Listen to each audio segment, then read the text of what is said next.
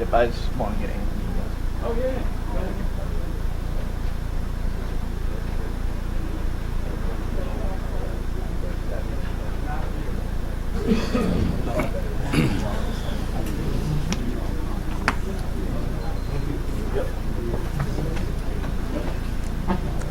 We're on the record. Whenever you're ready.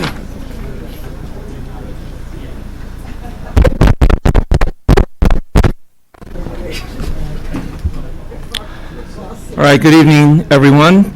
This is a regularly scheduled meeting of the Montclair Planning Board. Notice of this meeting is posted in the lobby of this building and also published in the local papers. We are being broadcast on Channel 34 and streamed on montclair.peg.tv. This meeting is a quasi-judicial proceeding, meaning that we have the powers and we follow procedures resembling those of a court of law, and we are obligated to objectively determine facts and draw conclusions from what we hear in order to provide a basis for rational and official action. Any questions or comments must be limited to the issues that are before the board currently and that we may legally consider in reaching a decision. And decorum appropriate for a judicial hearing is expected to be maintained at all times. First up this evening is our roll call. Chair Nguyen, Here. Vice Chair Brodock, Here. Mr. Schwartz, Here. Mr. Cook is excused, Councilor Schlager, Here. Miss Willis, Here. Mr. Rooney, Here. Mr. Ian Wally, Here. Ms. Lockman, Here. Mr. Barr, Here. Mr. Gilmer. Here. Sorry.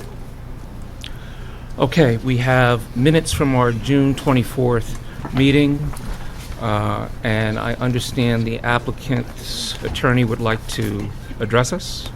No, that's on the resolution. That's I'm the sorry. resolution. That's the resolution. I'm getting ahead of myself. Our minutes, we had comments Yeah, that I were have- circulated on the minutes. We've had comments from Ms. Lockman and Vice Chair Brodock. Motion to approve with the two comments. frames. Second. I don't think you can second because you weren't here, Oh, John. Second. you see how confident I am that these two have caught everything? All in favor? Opposed? I'm so used to being here, too. And abstentions? I know you're abstaining, John. Yeah. Okay. It's like I'm always here. I just can't. I was here. It's a shock. All right. Now we have the resolution on 123 Watchung Avenue. Mr. Owen.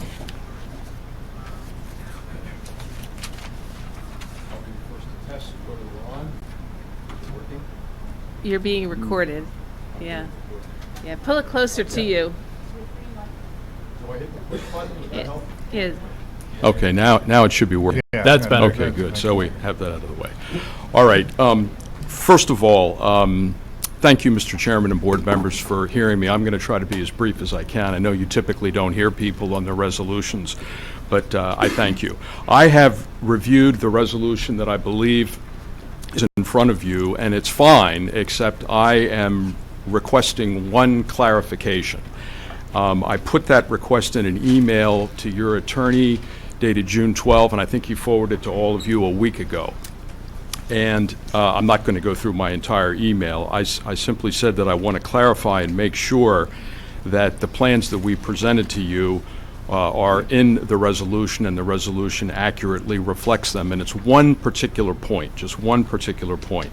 As I say, both the Sionis plans, which are Exhibit A5, and the Sionis PowerPoint, Exhibit A9, show clearly that portions of the carport and the solar panels on top of the carport will in fact be seen from certain perspectives, and you'll remember that from the plans. There's the PowerPoint, page 15. At a certain distance, you'll be able to get glimpses, okay?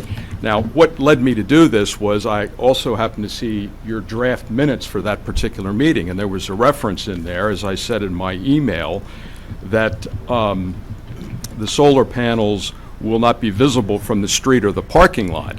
Now, I'm not trying to get anything more than what we presented to you. I'm simply seeking a clarification. And I think it's important because we're going to be living with this like you do with all of your resolutions down the road. You're going to come back and make reference to it. Did they do this?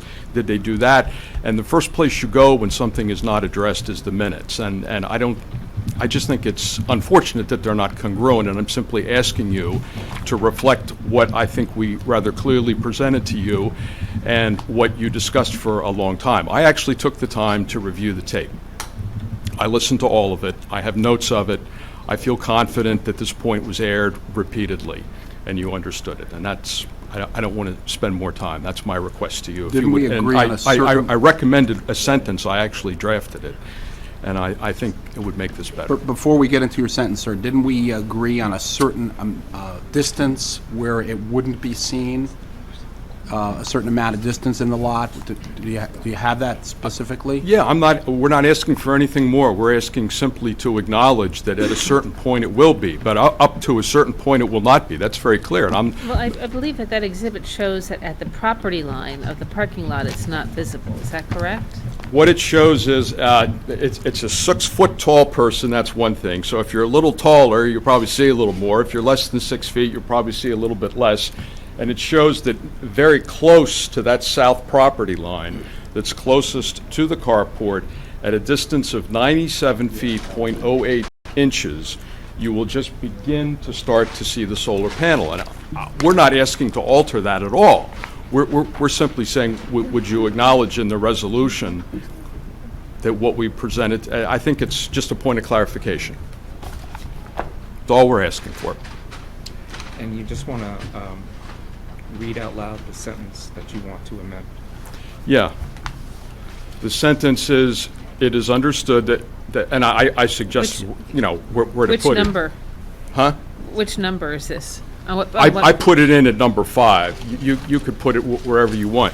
It's understood that certain portions of the carport and its solar panels will be visible from certain perspectives as shown on the Sionis plans, Exhibit A5, 7 sheets, and Sionis PowerPoint presentation, Exhibit A9, 21 pages.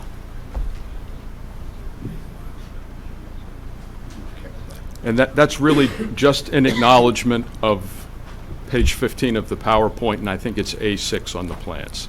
Not asking for anything more.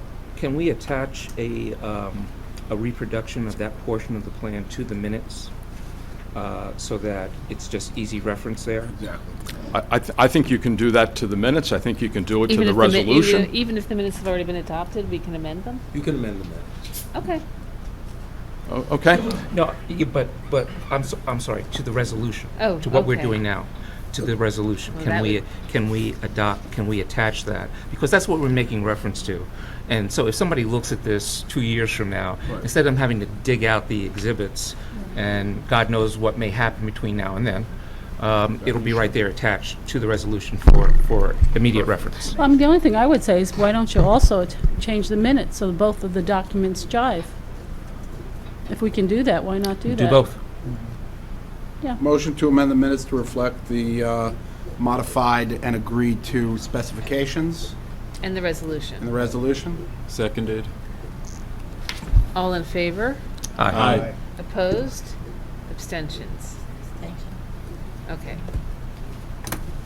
All right, does that do it, Mr. Owen? Okay, thank you very much. Thank you.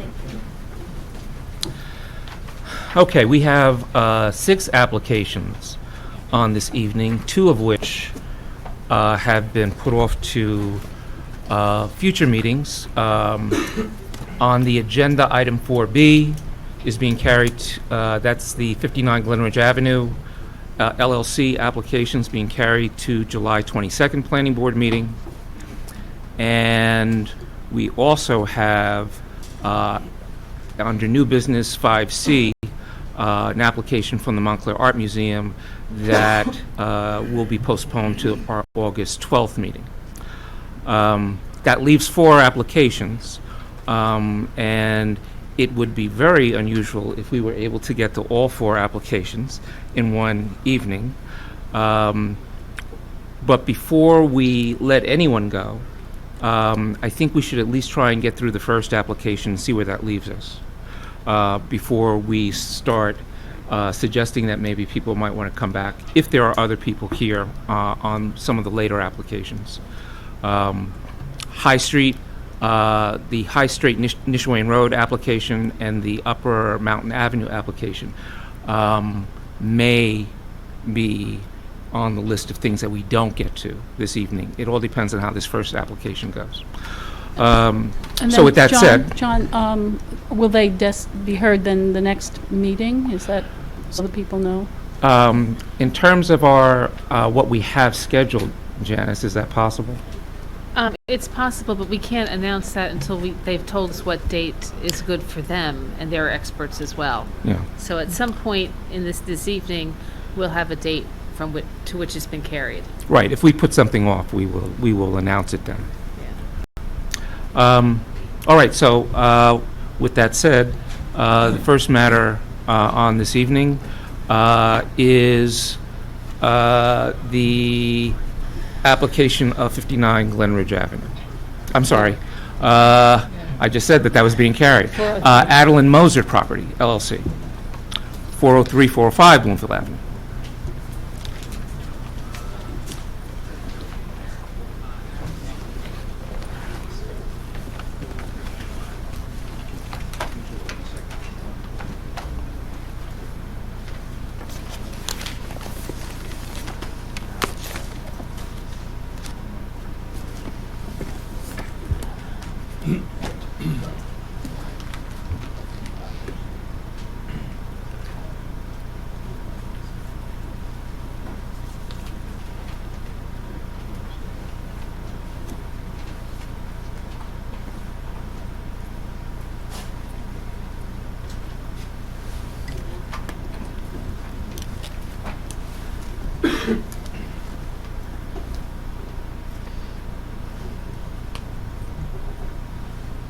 Mr. Kelly, if you'd prefer, there's a handheld.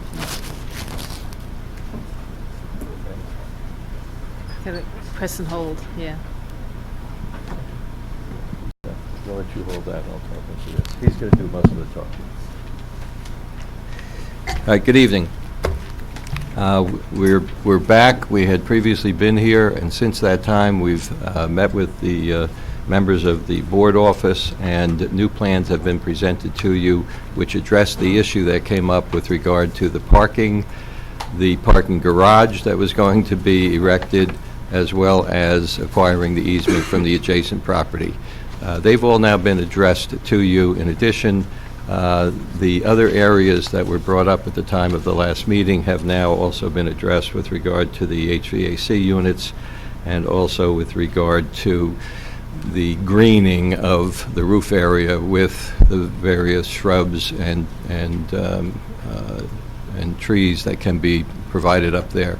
The new set has provided to you the additional site view that was requested, and we're here prepared now to move forward with this without having the additional variance that we thought was going to have to be acquired because of the parking, but which now should not be affected at all, and we can move with the current plans.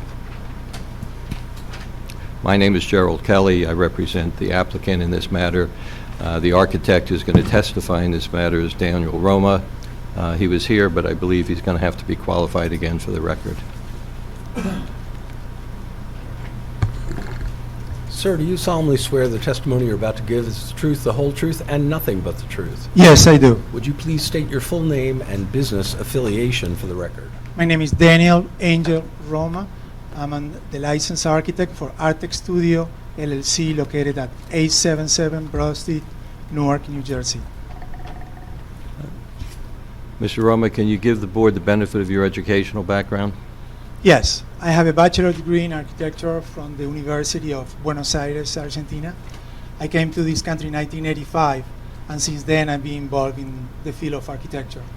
First as a draftsman, then as a general contractor, a builder, and since 2006 I became a licensed architect in the state of New York and New Jersey. And you're currently licensed as a professional architect in New Jersey? Yes, I am.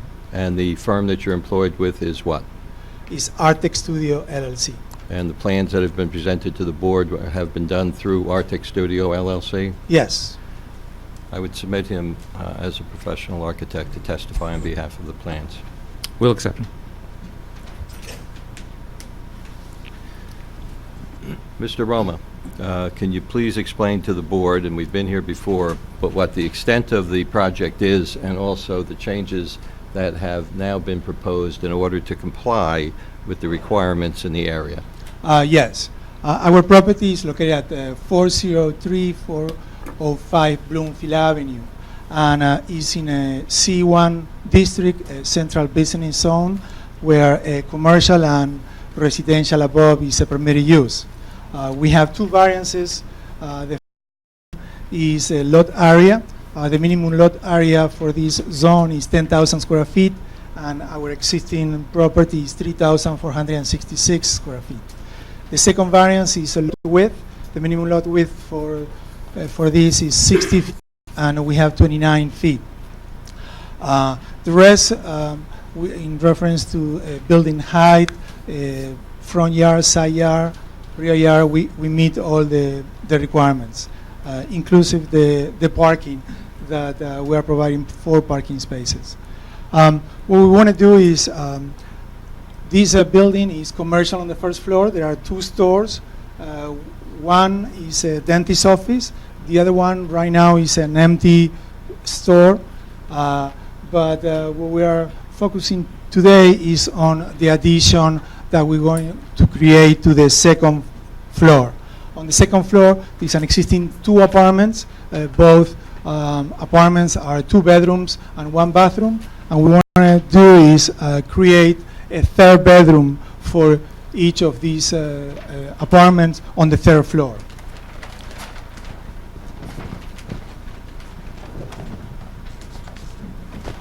If we go to page A100, we're going to have the floor plans. The proposed second floor, the idea is to remove everything that we have on the second floor and create to the front, Bloomfield Avenue, an open kitchen, living and dining area. The kitchen is 11 feet 7 inches by 11 feet, and then we have a combination of living and dining room of 13 feet 3 inches by 17 feet 2 inches. All this open. When you go from Bloomfield Avenue, you have a door between the 2 stores, and you go up to the second floor, and you have the 2 entrances, one to the left and one to the right, for the 2 apartments. To the front, we have the living area and the kitchen, and to the back, we have stairs going to the 3rd floor, where is our master bedroom. And if we go straight, we have a corridor that give us the 2 bedrooms that are located in the back, and a bathroom. And this building has 2 means of egress. That corridor gives us access to an existing porch that's going to be remodeled, and from that porch we will have access to our parking area. The total square feet for this second floor is 2,077 square feet.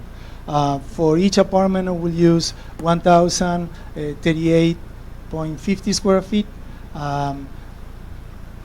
As I said, there is 1 bathroom on this floor, and we have the stairs going to the second floor. On the second floor, we're going to have our master bedroom.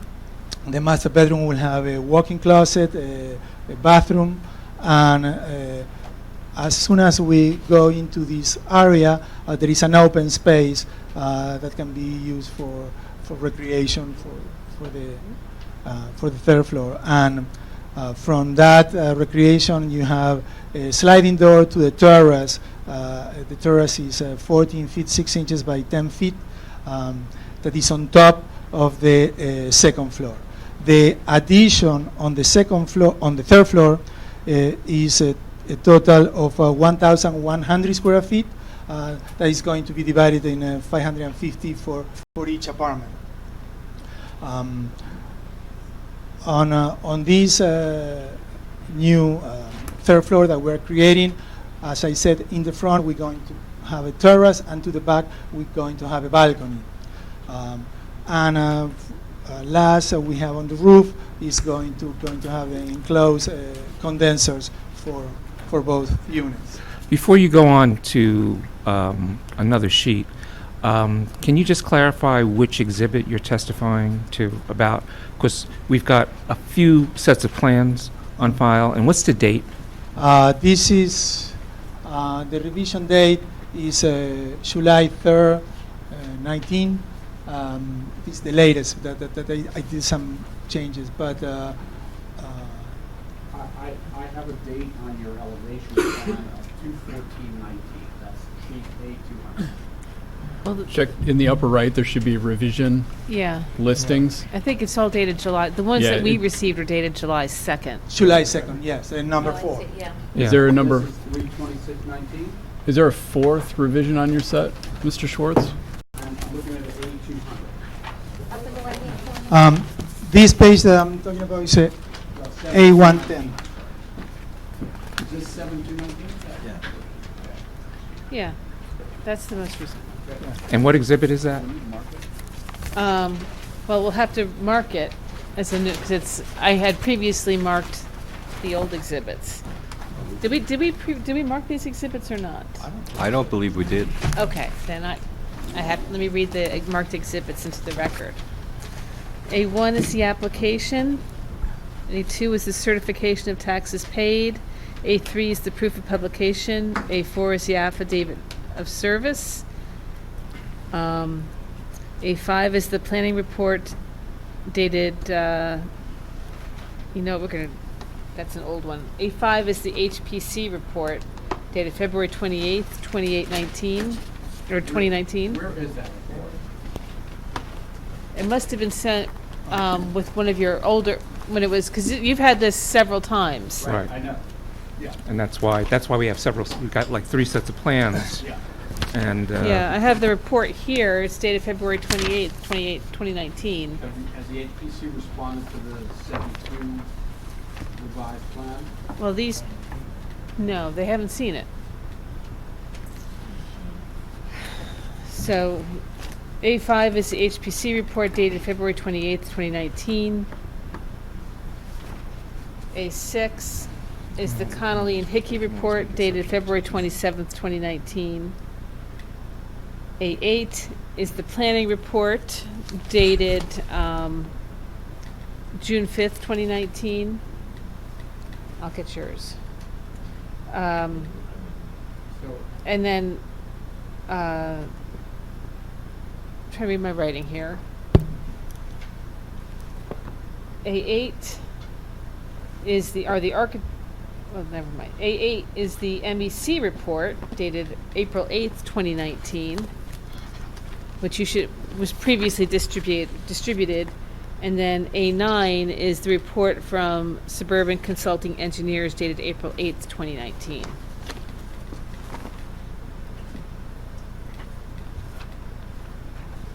Just a procedural question.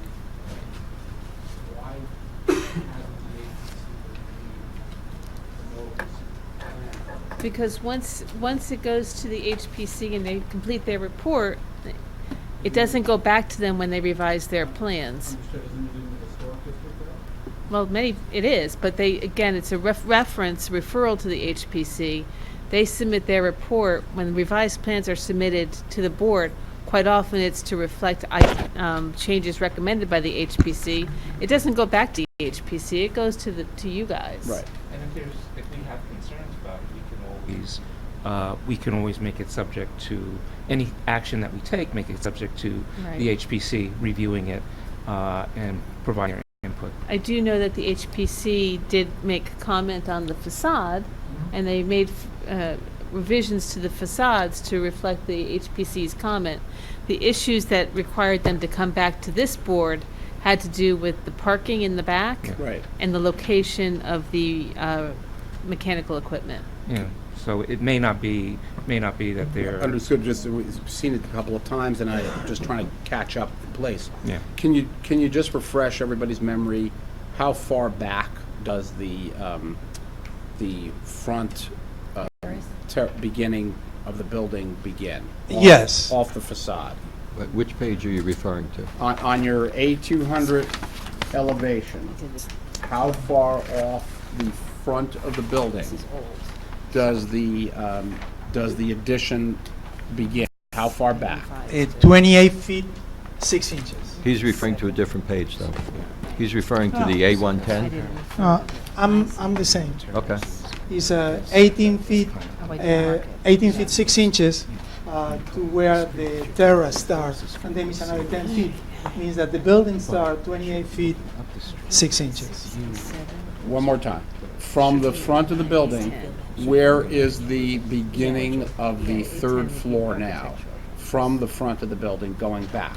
28 feet, 6 So inches. it's 28 feet off of Bloomfield Avenue, the face of the Bloomfield Avenue building. That's correct. Okay. And just for the record, I haven't marked this exhibit yet. This would be A10.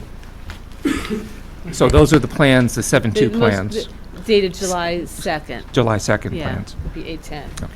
I don't mark previous versions if there's really no need to. Right.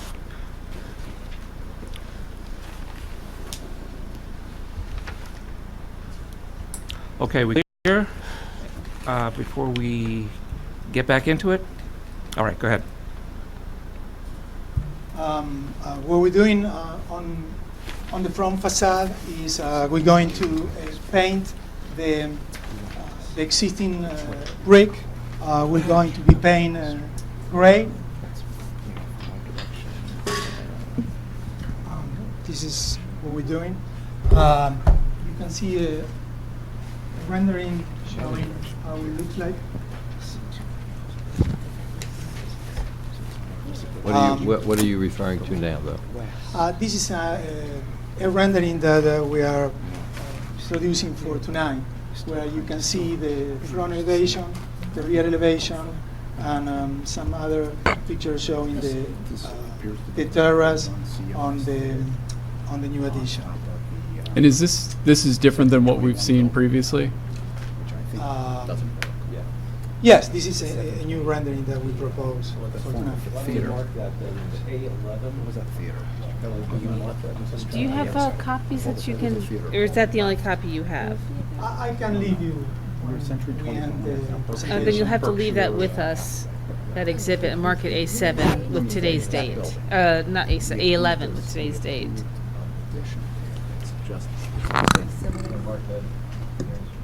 A11. Anywhere you can find A11. I would mark it actually on the photo. Yeah, not the board.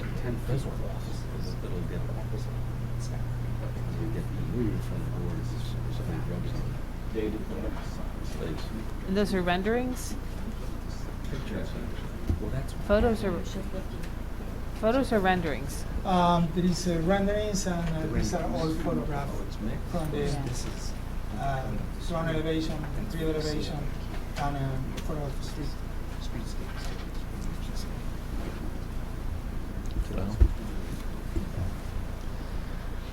Maybe it'd be helpful to pass that around so everybody can see what it would look like.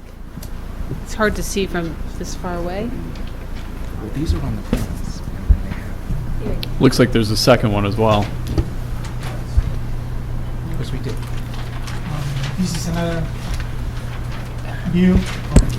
And we should mark those in the evidence. We marked this one as A12 and If you could pass A11 around.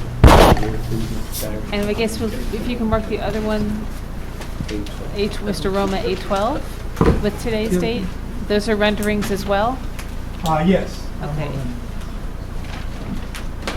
Are those, what's the viewpoint for those renderings to distinguish them from the other ones? Just this is a view from above. That way you can see how Like a the bird's new eye view? addition. Yeah, like a 3D. You can see how the new addition will show.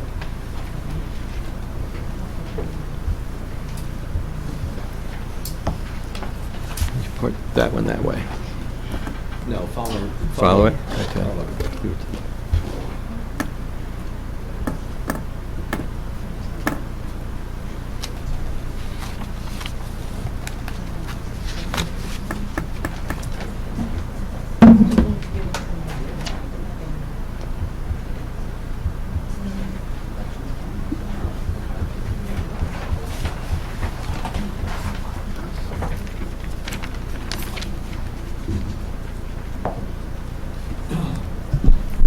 While we're waiting, are there any other buildings on Bloomfield Avenue that have terraces that face Bloomfield Avenue? I can't picture any. Would this, Well, there's buildings that have third floors that are set back a little bit, like elevation river. Set back a little bit.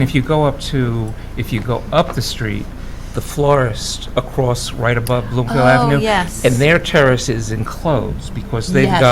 got the lattice work they do? in front of it, but Yeah. that's actually That's a a terrace terrace. up It's there? not really, it's not really the enclosed part of the apartment. Yeah, I could picture that, yeah. Okay. Okay. Right. Yeah, that's what So, John was just saying, yeah. since we're Okay. talking about the terrace, can I ask a question? Yeah, Or should I just wait? Sure. So why did you choose not to use more of the space? And, you know, you have that whole space that's, nothing is there, and then you have the terraces with the fence around it. Yes, we didn't want people from the street see what's going on the second floor. And leaving 18 feet and just having a small terrace of 10 feet, I think that was enough for these apartments. It just seems kind of wasted opportunity for the people who live there to have, and chances are they're probably going to hop the fence anyway. I don't know. And the other question is, in this space that's not part of the terrace, there's no barrier if people do go on that, in that area, If right? you see on some of the renderings, there is a fence. But there's a fence only around the small terrace areas, but then this flat roof part doesn't have a fence around it. No, because that doesn't have access. You don't But you have could access. easily, that fence, you could easily hop that fence and go. I'm just a little concerned for safety. If someone is out in their terrace, they have a kid, they're entertaining, and they hop over that fence, they're in this flat area and there's no protection on either side. It just seems to me a hazard and a attractive nuisance, really. I would put a fence up there. It's 4 feet. Oh, I'm suggesting you put a fence around the whole thing if you're gonna, but, Yeah, you don't want to see, I think you don't want to see, the view that is going to be seen is the east-looking west view. Looking northwest, coming up Bloomfield Avenue is where you will see this. The building on the west side of this will block a side view coming down to it. But coming up Bloomfield, you will see, you potentially can see above 401, which is a one-story building. So then the question is there a view of that? That's really the area that could be, that one wants to see in this historic district. but can I just finish? I really don't think that having an attractive roof with maybe some greenery that goes into that flat part is in any way offensive, given that it's a safety issue, I think, not having a fence around that flat part and maybe some greenery. What we can do is this. In the front, we already have a part of the front of the building is high. Yeah. And the only fence that would... Right. Yes. Okay, I'm sorry. That's also marked. This is another rendering where we show from across the street. This is from the west. You will not be able to see the addition, but if you come in from the east, you will see part of the addition. Right. And what you Is that, I believe that's the last page of the plans? Aren't there smaller pictures of that on the last page? Because that's what I'm looking at, what's online. The last page of the 7-2 plans that are online, those two pictures are shown. Yeah, those are, looks like enlargements of what was on that last Do you have it? Yeah. page. Yeah, but can you continue about what? yes. Your concern was My- that The online we one's have colored. a terrace of only 10 feet, and this 18 feet and a half that is not going to be accessible. But as you can see on the front of the building, there is a parapet that is part of the facade that is at least 6 feet. in the front. Right. And what we can do is we can provide a 4-foot fence On the both flat sides, roof part, on the- yeah. on I mean, both I sides. think you need to do that for your own liability. You don't want people climbing the fence of the terrace and walking the flat roof and falling off. That will be no problem. And I don't think it would be offensive physically, looking at the building, but that's just my opinion if you do it nicely.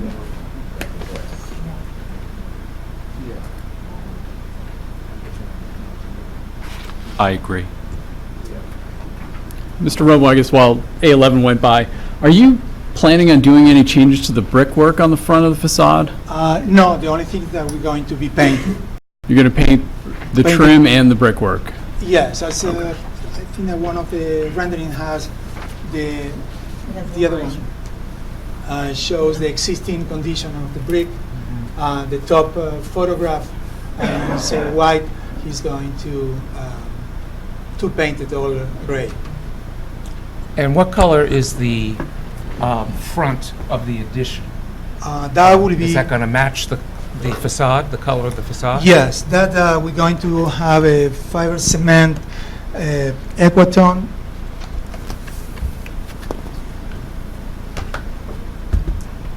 And this is the material that we're going to use. Okay. Is there a color on the back of that? I think it's in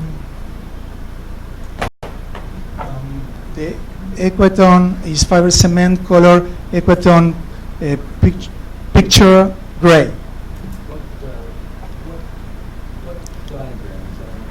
What sheet of the? This is A200. In A200, we describe the material that we are going to use on the third floor addition and the colors that we're going to use. Because I note on the pictures that are on PH 100, which is the last one, the facade of the third floor addition is light colored in the color rendering. And so I just want to make sure that that's not how it's intended, that it's intended to more match the front of the building Yes, that's brickwork that you're going to, okay. But that is a bit lighter. Well, yeah, that looks That is lighter lighter. than No. the bricks that Yes. are. Yeah. No. Yeah, that seems to be the problem. If you look at the addition at the Luna Stage building, the now Berkshire Hathaway. Berkshire Hathaway, which was approved, the top appears too light, and other tops that have been approved in other situations, when it's light, it doesn't seem to be working compared to a darker front. It seems to draw attention to itself. So one might suggest a darker brick so that if one's driving up, Yes, we can change the lighted for the darker color of the. seems to recede into the ether. Yes. If you're driving up the street, you see the facade of the building, it's darker on top, and there's some greenery blocking it, you just kind of goes by. Because, I mean, you're effectively, you're placing a more modernist top onto a classic building. And sometimes that works well, and sometimes it doesn't. And even if it's not immediately visible, we think it would be better if it doesn't draw attention to itself. Now, the bricks that you have on the samples that you have on the front of the table, that's the color that you're intending to do the front of That's the correct. facade. Paint the So, white brick. and the one that you're holding in your hand, that's if you show them together, Yeah. they look about the same. Exactly. Yes. What's the color of the building you're holding right now? That's not picture gray, is it? It is it was on number 251. I don't know what it is. It's down there. Yes. Do they have that number? Do they have the number of that brick? I think you should have the number of this color. The color. Is it Color on? of the brick, I have.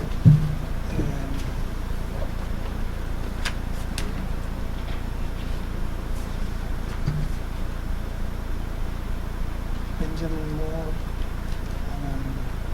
It's 2110 gray. This is the color. Is the color of the brick. That's correct.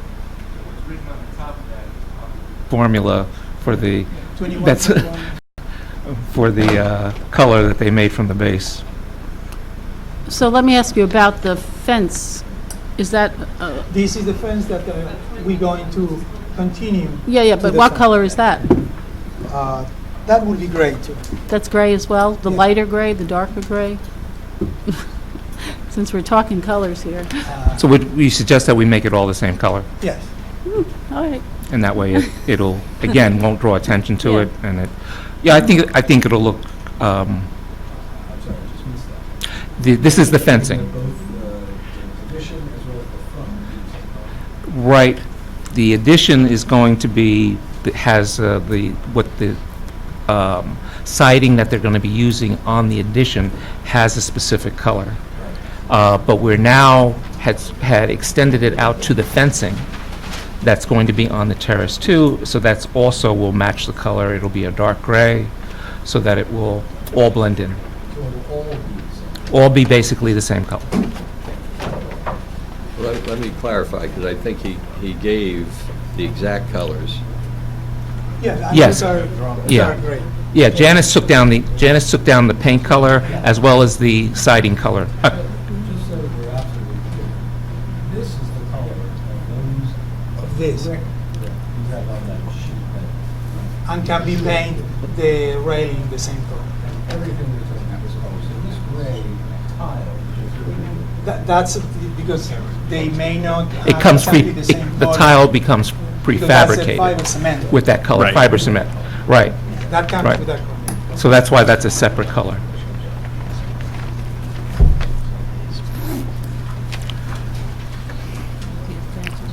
All right. Continue, please. I think, just to address what your concern was, I'm not sure it's clear yet about the fencing that you Yeah. brought up. It's a metal fence that's going to be a dark gray. Is that correct? The same gray as the brick. Right. And the same height as the plans portray them at. Which is about 3.5 feet. Is that right? What's the height on the fence? 4 feet. 4 feet?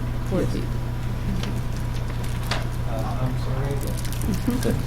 Did you, was it that the fence is now going to go around the terrace? Let's talk area? about the area that they're calling the flat roof.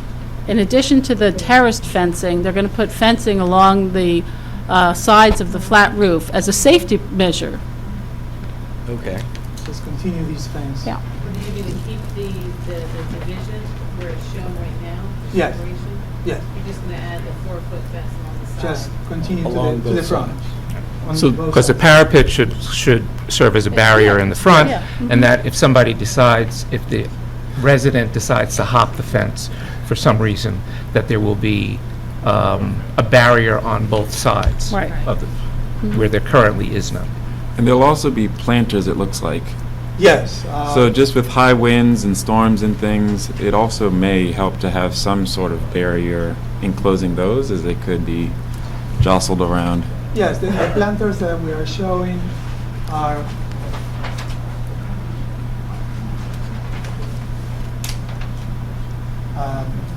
in front of the terrace. What page is that? That's page A110.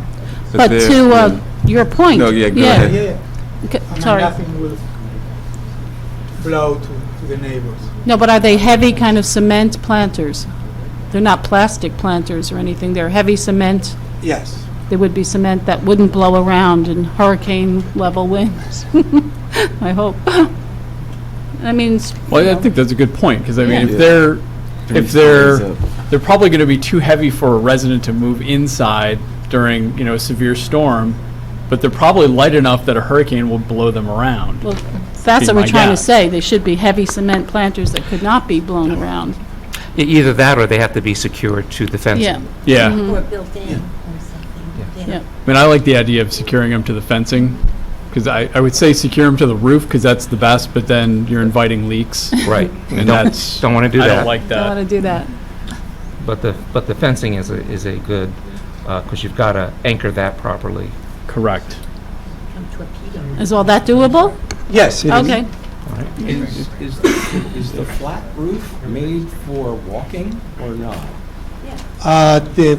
The portion that will be 10 feet will be the terrace and will be walking for the apartments. Yes, no, I But get the front, that. But no. the flat roof, the existing flat roof, that's not, It's not for walking. and how is it going to be inaccessible?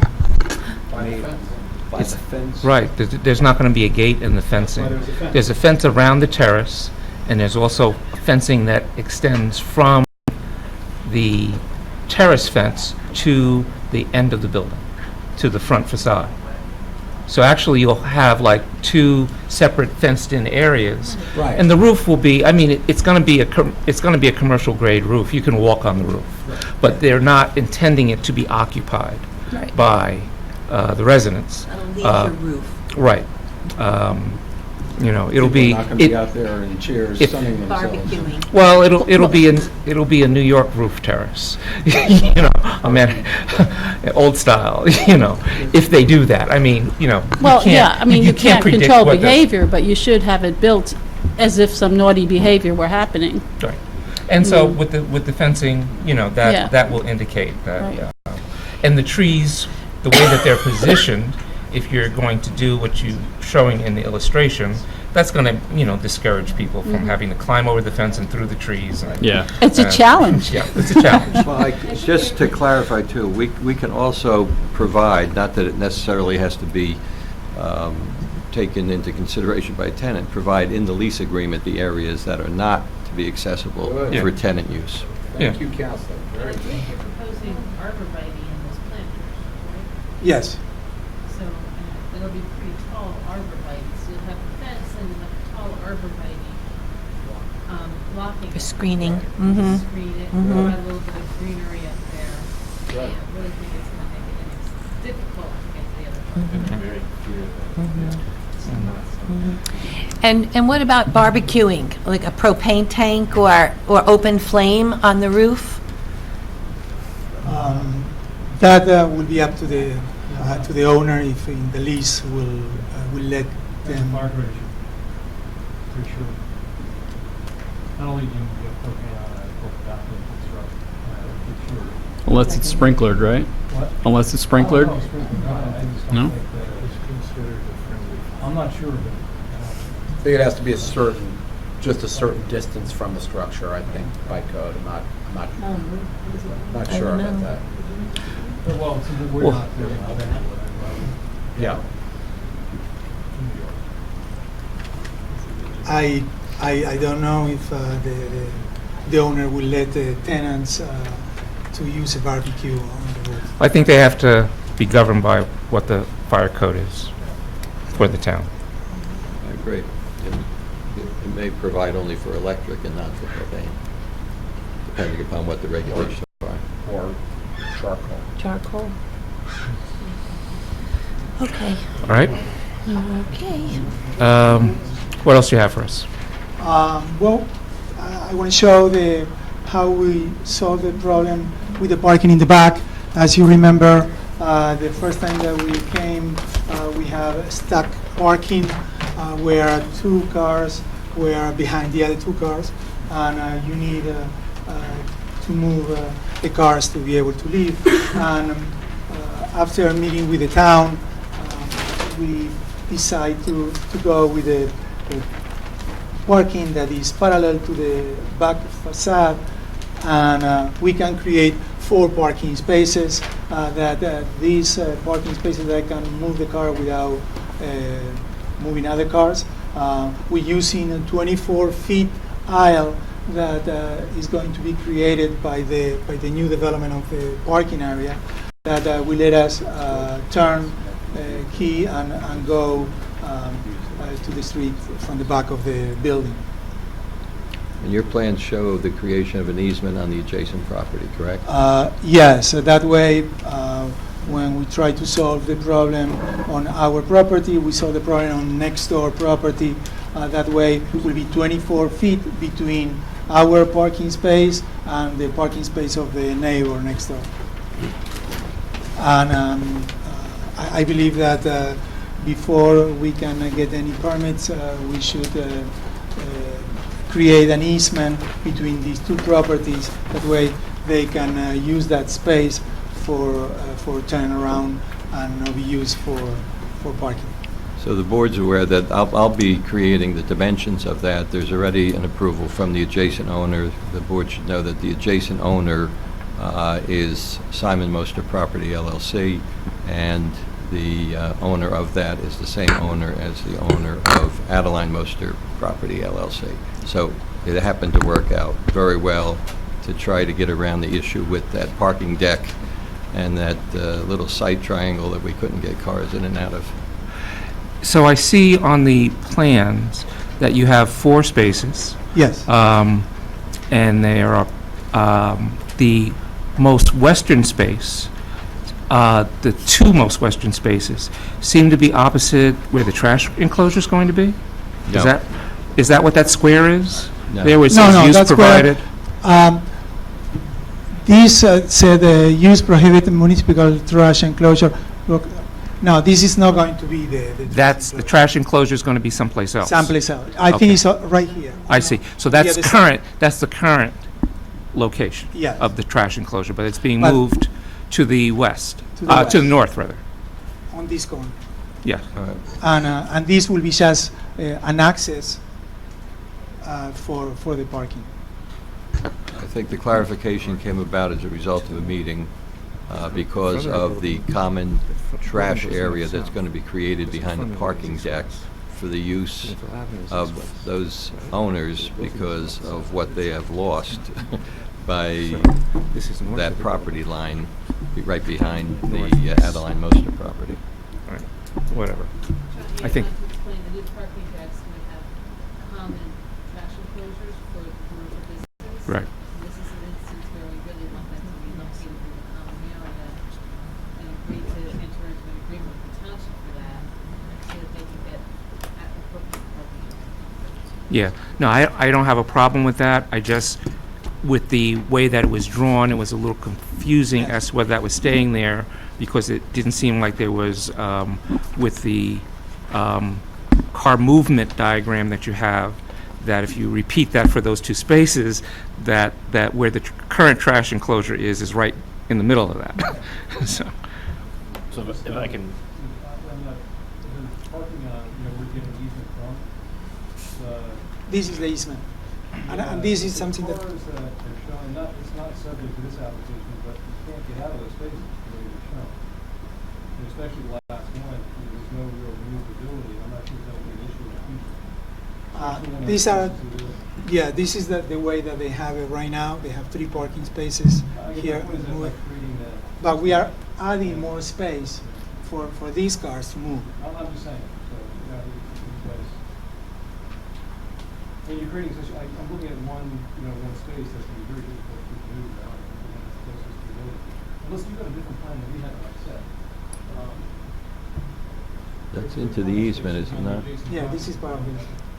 That maneuverability is into the easement area. That car backs into the easement area. It's so short, and the back of that car will hit the building when you back out. How do you get out of that last space? Mr. Ianwala, are you talking about the space on the Adaline Moser property or the Simon Moser property? Simon, I know it's Yeah. not subject to this application, but it's still sort of a complication when you're creating this parking that's supposed to work together. I'm just saying, you think about it. These are the way they are maneuvering and getting in and out right now. are you Three talking parking about, spaces. and just for clarification too, because I'm a little confused about which one you're talking about, but on that diagram, are you basically talking about the space that is opposite where the maneuver diagram is drawn?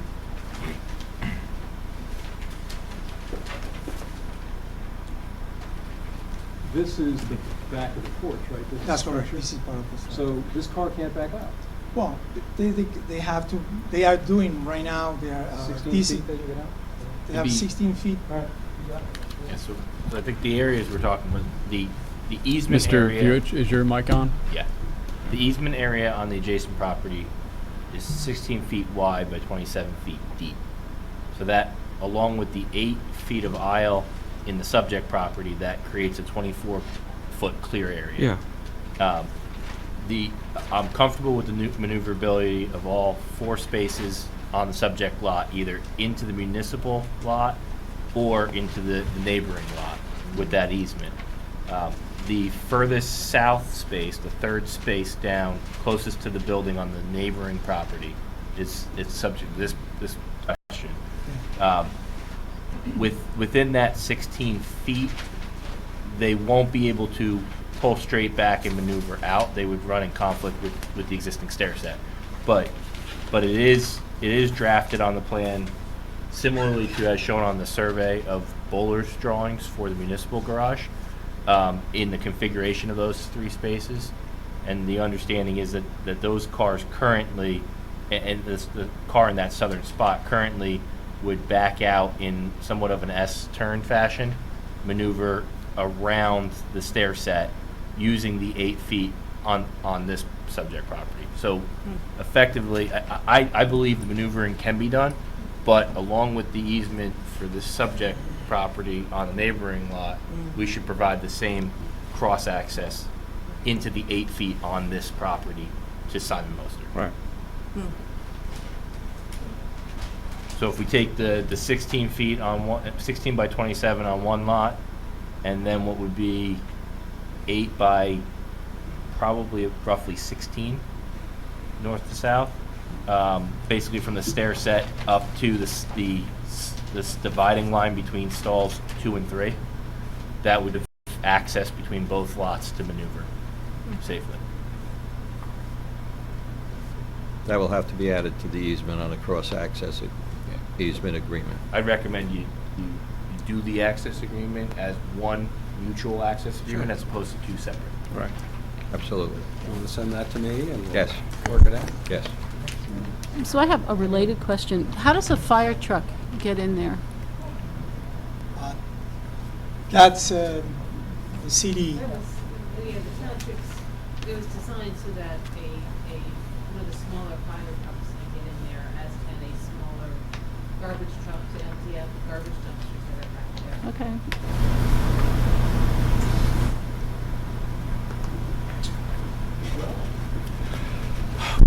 Any other questions before we continue? Counselor, what else do you have for I don't us? have any other questions. I have another question. Yes, it's really not our purview, but I'm going to ask it anyway. I don't know why on the 3rd floor addition, and I think I said it last time, you have a balcony that's going to be looking at this parking deck. If you put that up as just, you extended the apartment into what you're calling a balcony, they'd have an extra, whatever, 4 or 5 feet of space in the apartment, you could turn that into a closet or something and have windows on the side, because both sides have sun coming in. But if you just have the windows in the back, they're basically looking at the back of a 5-level parking garage. To me, that seems like, it's not an attractive way to configure the apartment up there. We don't have windows to the side. We I have know, windows that's to what the I'm back. saying. If you use the balcony and you made that part of the apartment, and you had 2 windows on the side of it and a wall on the back, that to me would be a more attractive apartment. But once again, you're the designer, not me. Just throwing it out there. You did move the mechanicals based on my suggestion, so I thought I would throw this one out there too. Why not? Well, you did, and I'm thankful for that. Yeah, the mechanicals on the 3rd floor rather than right sitting on the flat roof in the front, which would, and they're in the back, looking at the garage, which is a logical place for them, yeah. So, thank you for that, yeah. And I'm just thinking you might want to rethink that, the configuration of the apartment to, I don't know, it just seems a balcony seems a waste of space there, where you could add the space to the actual physical layout of the apartment. And put windows on the side, because the windows are unobstructed, looking north and looking west and looking east, because the building is higher than everything else around it. Yeah, but we cannot have windows on property line, always. Those are not legal. We still Even though there's will have nothing to next have to it? Windows to the back. There could be All right, something. okay. Yep, gotcha. Thank you. All right. I'm done with my questions. On drawing A200, you note that there's some roof leaders. Where do those drain to? Or at least one roof leader?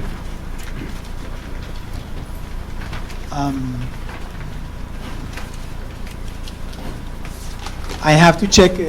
We didn't start the construction drawings yet. I have to check exactly where the whole roof going right now, and then I will direct my leaders. Okay. And since we're back into color on the look. Well, hang on. Let me finish So with sorry. let me finish with leaders. So sorry.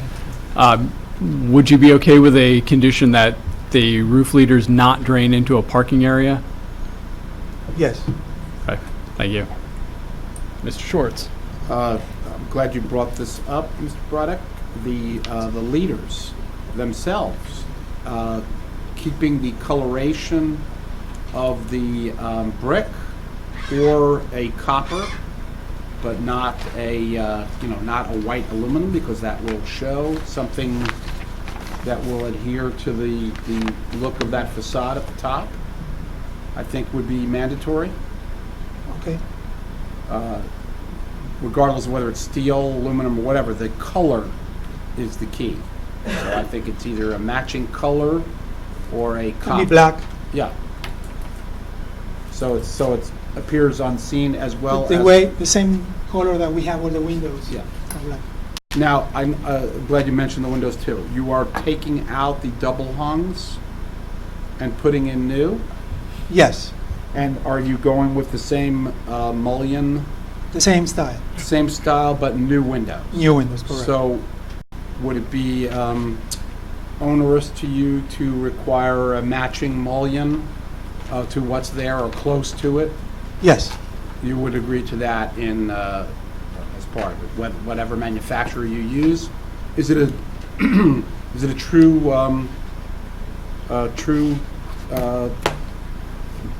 light window? Or it's not at the present? I'm sorry? It looks like a vinyl. It's a vinyl now. Yes. It's a white vinyl window. So we don't want to make you do true divided light. How about at least, Steve, what's it called? It says here, provide grille. Right, but that could be a clip-on. Yep. Yeah, and those look very thin and cheap. Why don't we at least, Well, we put stuff in between the glass. That looks even cheaper. yeah, no, I know. Simulated divided light window is what I was Right. looking for. Right. Simulated divided light Okay. with an appropriate if it's vinyl now, it's probably been a replacement window, right? So why don't we go to something, I'm sure you can find something that works with that particular style of building and not a little thin stick mullions. We just, as a sidebar, we agreed to a change of window mullion on the Montclairian as part of some re-engineering, and that's the very thing you see now driving up, a little stick thin window as opposed to the front, which has very nice thicker mullions and blend in with the building. So these little details do matter. So simulated divided light, appropriate width. And Mr. Schwartz, is that consistent with the HPC's request that the applicant retain the configuration of the 6/1 configuration of the second floor windows? It's a 6/1 configuration for the lights. The question is the width of the mullion to be more appropriate for the building style. How specific do we have to be on that? I know you're saying with the building style, you're saying thicker. I don't want to get into an issue at a later time where Well, you think it has should the have been a little HPC bit more. Has- HPC, I think, is one thing, Yeah, that it comes back. yeah, I think this would be something that we could send back to the HPC for Final the details, of back the to the windows. HPC. What's Final that? finished details, perfect. I think it's, so they're requesting that the final review of all materials and finishes, does that cover it? Yes, it would, sir. Okay. Yeah, I didn't know if that covered windows or not, and they also requested, Including windows, I guess. okay, let's specifically add in windows as well. And they had also mentioned they would like to have a final review of the storefront system and awnings. Right. Acceptable? Both of those? Great. Rock and roll. And then I think since we're on the HPC memo, they said that they were requesting any and all previously unpainted brick surfaces on the exterior of the building are to remain unpainted, which I think is consistent with your plans. Is that not correct? Yes, I think in one of the, you can see on this elevation where we just paint the front and the back, but the sides will leave it the same color that is now. So unpainted, yeah. Unpainted. Okay. I think my only other question, Mr. Vuich, your memo was issued prior to this last set. Is there any questions that you had? I think some of those some of the comments had been resolved. I'd like to go through a couple of things. I just reframe to make sure that you have an opportunity to go through all this, upfront testimony. But if you're comfortable with that, we can address a couple of things. Let's start just going back to your roof leader comment. There's no setback to adjacent buildings on either side. Right. So we quickly lose the opportunity to discharge to the east and west, and then to the north of that being the parking area, the south becomes our street, our sidewalk and frontage, and we don't want potential icing on our sidewalks in a business district. So I'd like to look at potential maybe gray water reuse of those roof leaders to feed the small landscaped area that you're showing near the parking. You're gonna need to irrigate that area in some fashion, either manual spraying, or if you're gonna do like a drip line system on the planted wall with below. So that could be accommodated through a gray use rain barrel in the rear to collect all of the roof leaders. I'd recommend that as opposed to trying to discharge where they are currently. Well, that's more of a green reuse. I think there was an issue with regard to the pervious. Well, the question I had was, is that a green wall that you're putting on the fence, or is that the vinyl slats that look like grass? Be a live wall? Or is it No, synthetic? the idea is to have ivies, maybe a live. So it's going to be a live wall growing up the fence. Yeah. We don't going to put any grass. We're going to put Well, my question was with the grass. It was just a no 3-foot grass. strip that you showed as grass, and I was concerned about maintenance issues You wanna with do that, pervious. and suggested perhaps that you put a permeable stone.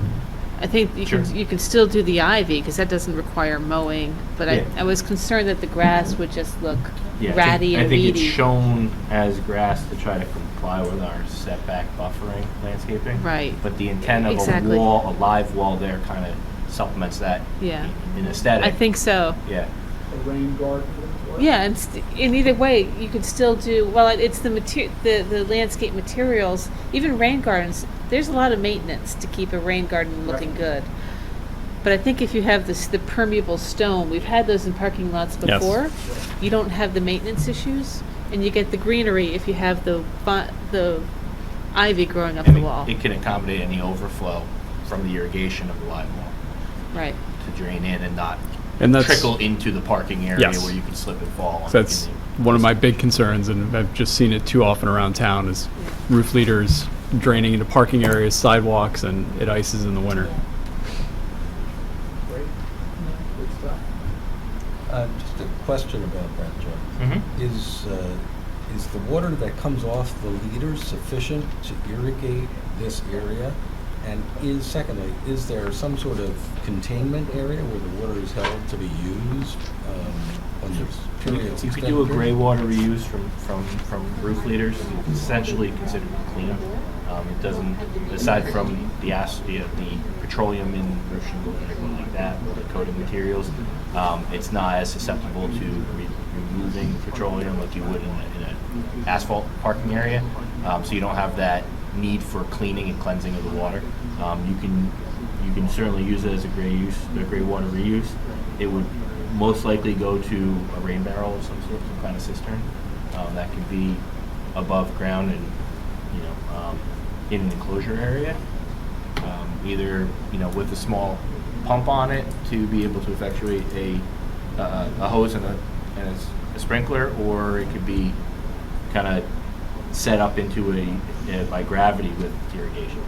And there's a place for that, you think? Yeah, probably underneath the existing stair set area, where you're relocating the AC units. I think probably right around there would be the place to look to try to accommodate it. Okay.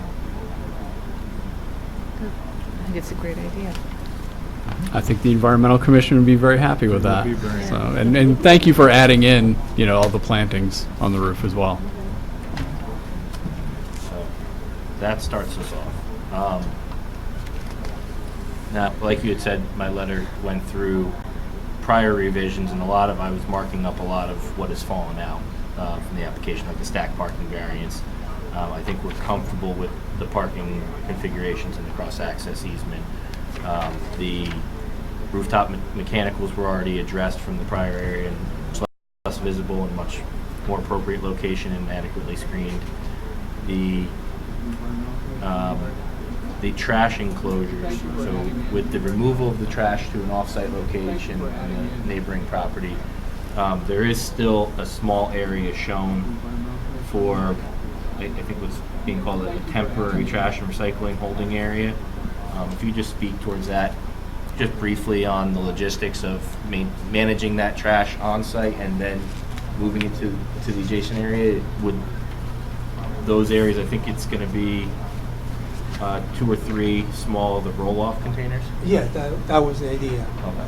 So would that be primarily the recycling component, or is that both the recycling and trash? Probably will be both. Maybe 1 recycling and 2 trash. We don't want the store or the tenants to go every day Sure. to the facility for the town. And if we can have a place where we can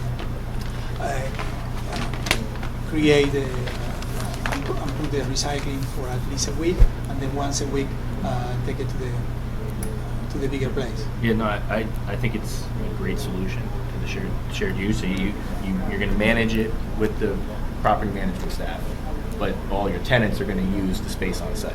That's so then correct. you'll, as needed, take it off site to the enclosure area. And then with that, there was also the concern of the design waiver on the trash enclosure. Now, those enclosures are no longer proposed, but this temporary area would have an enclosure around it. Would that meet our current code, or would you still need a design waiver to use like a wooden fence or We're going to use a wood fence. I think the same fence detail that's used in the parking Yes. area? The question is whether or not it's going to have the concrete So base. the concrete base would be the most important part. Right. And But I it don't- looks like it's under the It's under the stairs. I think so you have it's an already overhead concrete. cover. Yeah, so we'd like to see the concrete base in that Right. area. Okay. And then aesthetically, I'll defer to the planner in terms of the wood fence, if it's acceptable for any other design waiver. What's the height of the fence around the enclosure? 4 feet. I think we would need, 5 is. I think we minimum, need max 5. 7. On the enclosure where The trash on enclosure. the trash. We have 5 feet 4 inches. Well, really, it's 4 feet 4 inches. It's not more than that. The space that I have under the stairs. It's less than. I believe it's 4 feet 4 inches. That's, Cannot be higher than that. It's going to be because- fully enclosed then. okay, all right, I get it. Okay. Yeah. So you can just basically fit some trash barrels in there at that Yep. height. It's enclosed, it's blocked from view, Right.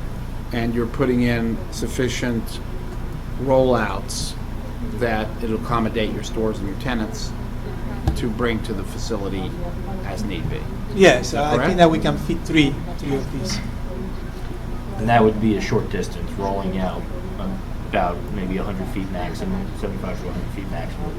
So do we want to Through put the easement area that we were discussing earlier and to the trash And enclosure. I think it's anticipated they'll have their own dumpster In that area. in our, yes. so it doesn't replace the dumpster that they're going to have in the trash enclosure. It's just if it's a temporary issue and it's like an intermediary place to put trash rather than going to the dumpster every day. Do we need to mandate that they will maintain that on-site I think what area? we need to do is mandate that they enter into an agreement with the township to put their dumpster in the dumpster enclosure area when the deck is completed. Right.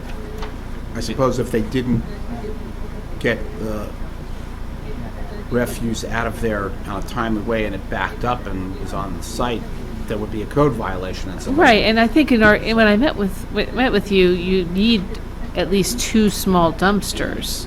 Yes, They need a dumpster. Right. So this is not going to fulfill the amount of trash flow anticipated. Yeah, what I'm saying is we don't need to micromanage their site No. removal. No. Yeah. No, absolutely not.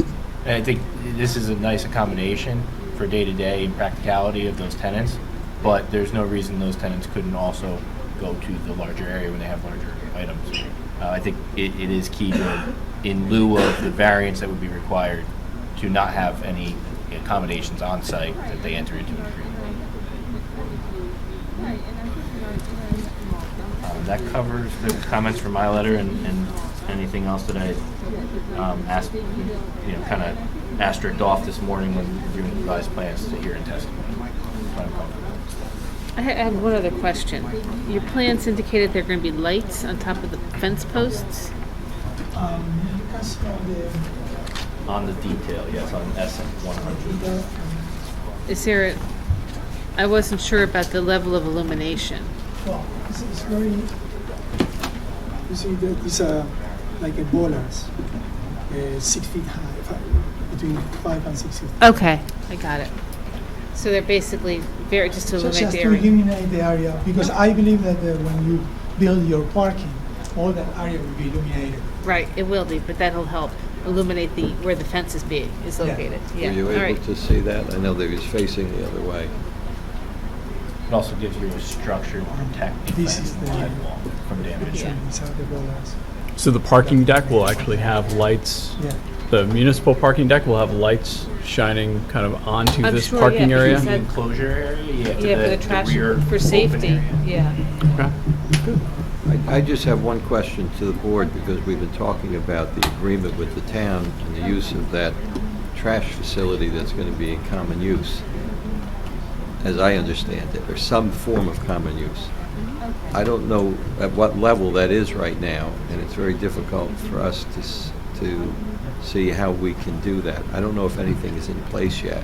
I don't know if the, Nothing is in place yet. well, I know the deck isn't in place, but Right, well, if the deck will be in place probably with, it'll take a year to construct, and construction will probably begin in January of 2020, or February of 2020, so it's not that far away. But we just want to, once we have the program in place, we're going to reach out to you to enter into an agreement. that's fine. I just want to, I know it's going to be part of what the board would put together. I just want to make sure it's coordinated on that basis, that there is Right. someone reaching out to say, if you're participating, here's your piece. Right. Or your section.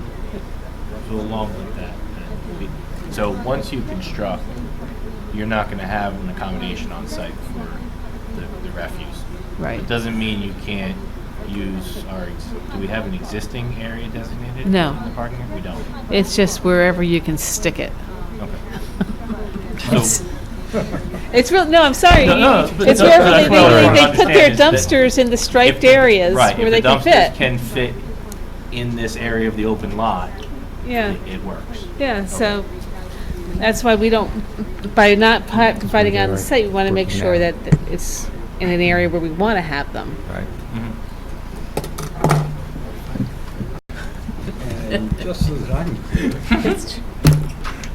if, when the deck is built and the applicant uses those dumpsters, the temporaries will no longer be used. Is that the No, the thought process? temporaries that are on site are temporary day-to-day occurrence. They're meant for managing on-site waste So they'll continue to be used, even though the larger will at be- their discretion. Okay. would have no objection to them continuing to use them, or if they found that they had enough volume that it made sense for their tenants to go directly to me. I mean, they're hidden. That's fine. I just wanted to be clear about that. Yeah, they're hidden from view, I would agree. Yeah, it's a good alternative option for small amounts of waste, particularly with the residents above. I'm just curious, do you anticipate, if this is approved, starting construction like right away, before the deck is under construction? Yes, I believe that my client wants to Okay, start get going on it. as soon as we can have a building permits. Okay. Are there any other questions from the board? Are there any questions from the public concerning the application and the testimony that you've heard so far this evening? All right, Counselor, it doesn't appear to be any. Do you have any further witnesses? No, I don't. All right. Do you want to sum up, or will you submit? I will submit based upon the testimony that we have here and the exhibits that have been presented. All right. Based on what we've heard, I think that the applicant has responded to all of the concerns that we've expressed in our prior hearings.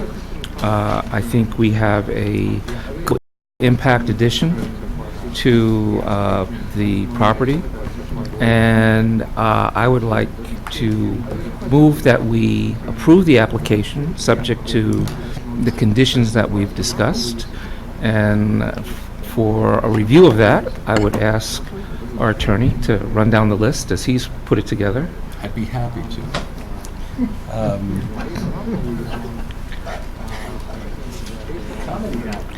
It's that time, what can I say? The leases shall specify the areas that tenants can and cannot use. The applicant will create cross-easement access agreements and forward it, actually, to the board attorney for review. The roof leaders will not drain into any parking area. The color of the roof leaders will be black or such other color as matches the exterior of the building. Art, did you want to say that the leaders won't drain into the front of the building either, to the sidewalk? Yeah, I was going to say, can you also add, Yeah. or the front sidewalk?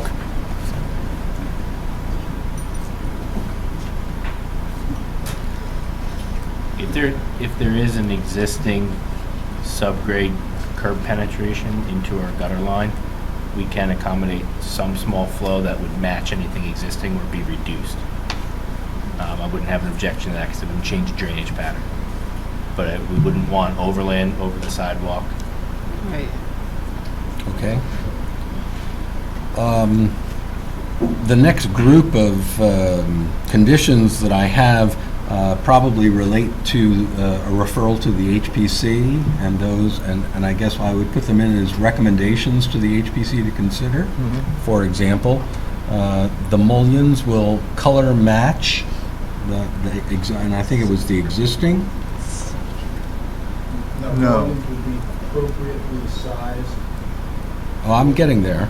Yeah, the Simulated color. divided light with appropriate width for the windows. Right. The 6/1 configuration to remain, but all of this will be referred to HPC for its review. The applicant has agreed that it will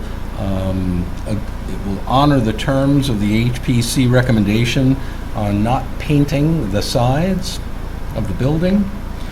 The area shown as grass on the plan will be permeable stone and will be fed from gray water runoff of the roof leader using a cistern system.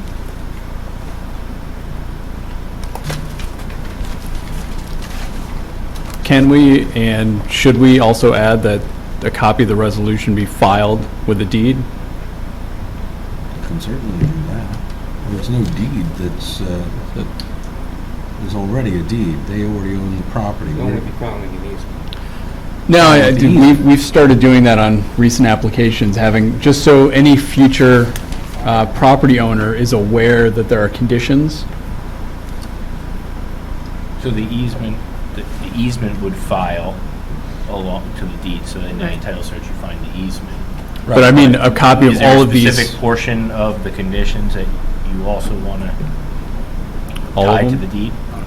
Well, I think, Yeah, we want- again, I think what you're referring to is we have had applicants file copies of the resolution to put any future, as you said, future owners on notice that there are conditions that apply to the current usage, approved usage of the property. In this case, the types of things that we're doing, I don't think that there's a danger of them being lost. Okay. Or like a parking easement is one thing, or if there are parking restrictions or that kind of thing. But It really come down to the trash enclosure. yeah, You know, when it comes to the drainage side of things, if somebody else bought the property and modified things, the township would have an opportunity through code enforcement Yeah. to go back to them for a change without permits or some other fashion. Okay. yeah, we're more concerned about the things that they don't have to come back Right. Right. to the town. I'm not for sure us. you need a permit to modify the use. But if you create an adverse impact to an adjacent property, I Yeah. can cite a If portion there's- of the if code there's an adverse to impact, address, of right? course, yeah. So if there was like a disconnection of the rain barrels and they weren't used in the future, that discharge then would be something that would quickly come about through neighboring complaints or code enforcement and could be rectified. So you're saying it's not worth putting the whole conditions? I wouldn't be as concerned, as opposed to where we've done it in other applications. I think the only reason to have it is probably the coordination of the trash being accommodated off-site in the municipal lot. And that's a separate condition. Right. But that would really ride with the use of the property. Right. So if you change the use of the property, somebody bought it and changed the uses, they'd still have to come back to this board in that regard. Don't you have And to pay $50 to file one page anyway? So if it's, I mean. Yeah, but it's per page. Per It's, page, it's, I think it's some heavy upfront fee, and then for each page So thereafter. if it's 2 pages instead, how long is the resolution? 2, 3 pages? Or? No, this could be a little longer than that. Well, what harm does it do except for the cost? It Well, makes it perfectly clear what we discussed here. I understand, but Yeah. generally speaking, resolutions are not recorded with normally recorded instruments, such as an easement or a deed or something like that. Generally doesn't happen. And I'm not saying that it shouldn't happen, because by recording documents like this resolution, you give notice to the rest of the world. But It's also helpful to, if there's a resale of the property, then the Well- new owner knows exactly what the story is. Well, that's why we're saying that for things that the town wouldn't have to get involved with, that's where we would want to have a resolution, if we're making some special provisions. But the things that we're dealing with on this property don't really fall into that category. So that if they were to change something, there would be opportunity for it to be reviewed. They'd have to get, they would be subject to town code review if they changed something that changed the way that the drainage affected the other properties. If it didn't affect the other properties, then there's really not a problem with it. We're talking the trash enclosures, we're making a specific provision for. And that trash enclosure is really, the issue becomes optional once the deck is built.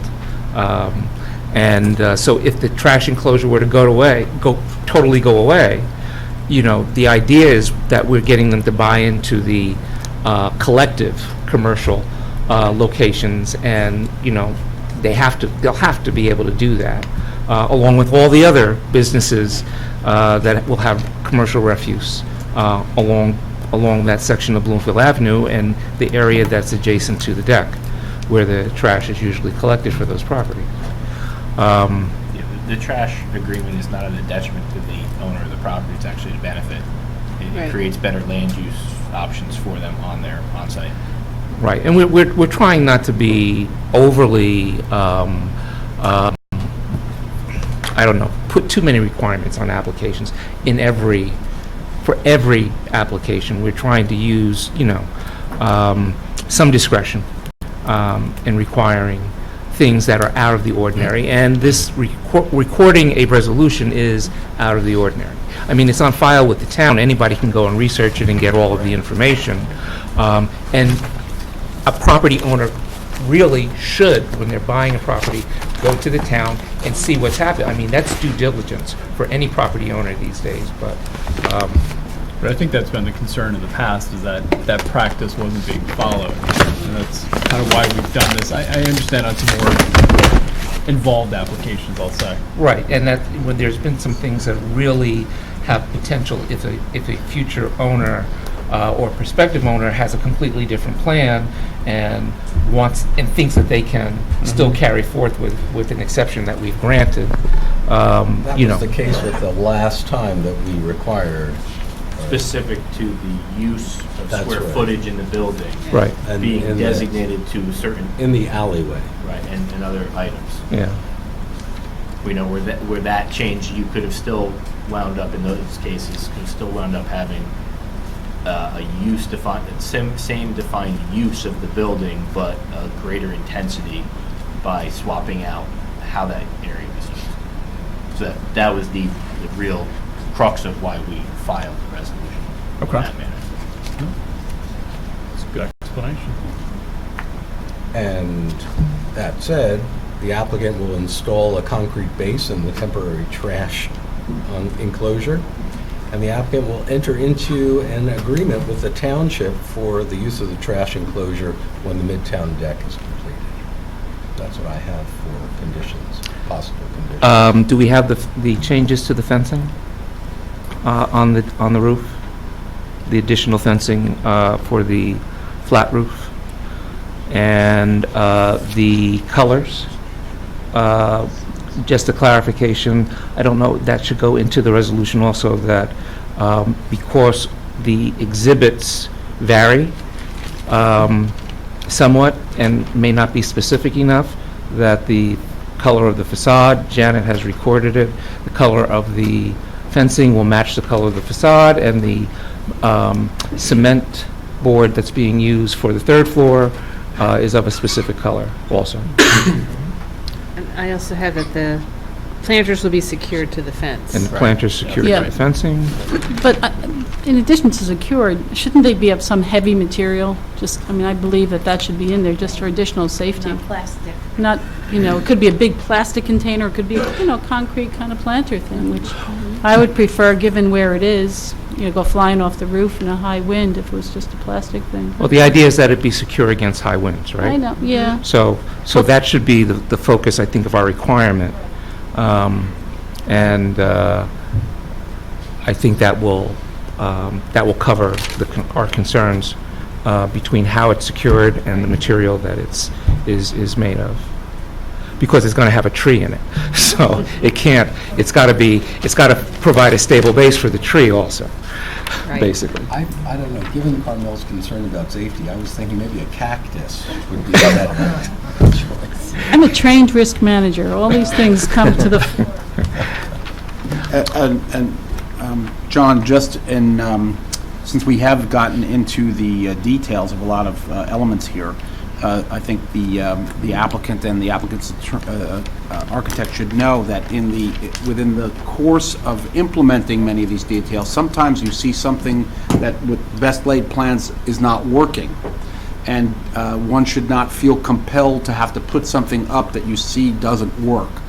The board has a revisions committee and can address detailed changes if needed. So if in your best professional judgment you see something looks ugly, don't put it up because it's in the resolution. Come back and say, this isn't working and here's why, and it'll be dealt with. And it's not better to ask forgiveness first. You need to ask permission. We have procedures in place, so you don't have to go back to the full board. Okay. So, Does that authority need to be expressed in the resolution? I don't think so. No, I think it's pretty. Exists It's just under the ordinance. Okay, it does exist for any applicant. It's informative for us. Yeah. Is there anything else? I just wanted to ask, is the design of the deck that's going to be right next to your property, is that finalized now, so we know what that is? I think they're at 100% construction drawings right now. Okay, so they're not going to experience any surprises when they construct their building and all of a sudden the deck that they thought was going to be built a certain way is built a different way and it affects their No, the whole plan? deck designers worked with them, and they're working with the other property owners to address access issues, so. And at the end of the day, until that deck gets all the way built, there's, anything is possible, and that it'll have to be, dealt with in the course, in due course. Anything else that we've discussed that, because I think that covers it, and if that covers it, that's, Janice? Was there a second to the motion? That's motion. Okay. All in favor? Aye. Opposed? Abstentions? Okay. All right. Thank you. Thank you very much. Good luck. Okay, it is now approximately 9:16, 9:17. We have, of the three applications, I think we're pretty well assured that we're not going to get to the Upper Mountain Avenue application. We'll need to carry that to another meeting. Perhaps we can, if Mr. Trembulak is here, we can at least come up with a date right now? Yes.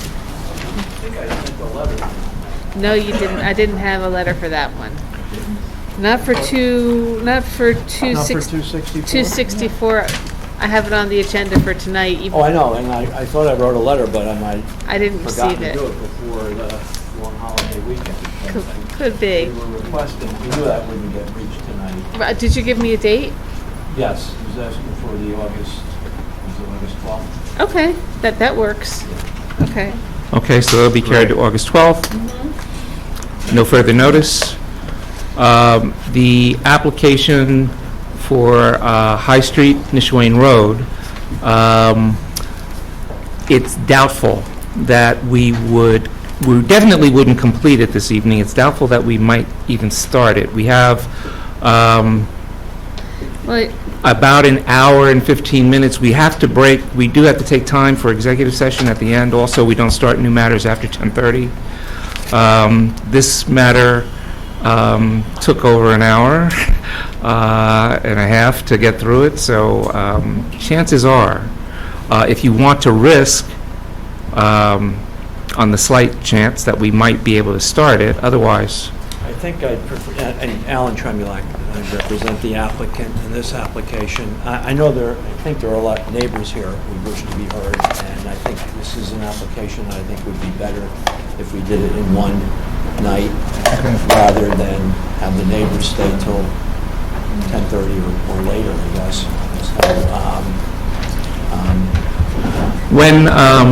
When would we be able to put this back on the agenda, Janice, and how would we be able to position it so that we could make sure that we can hear it in full?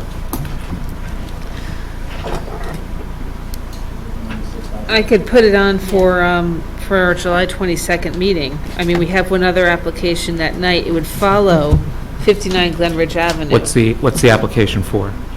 59 Glenridge No. Avenue? This one? Oh, Mr. Trembulak's? No, not this. What's the one that it would follow? 59 Glenridge Avenue, which is the Domino's Pizza. That's the Domino's Pizza. We've started that one already. We've started it. It's gone to they- the HPC several times. I think you finally got the HPC's blessing.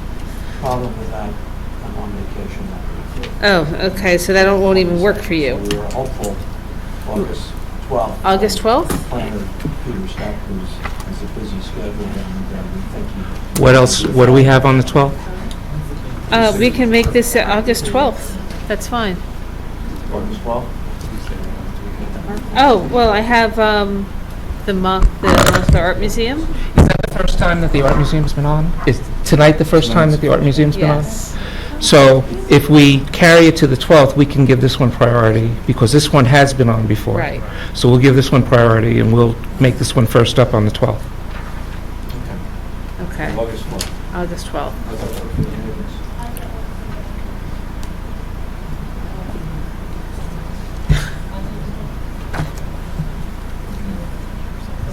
Okay? Okay. Okay, August 12th.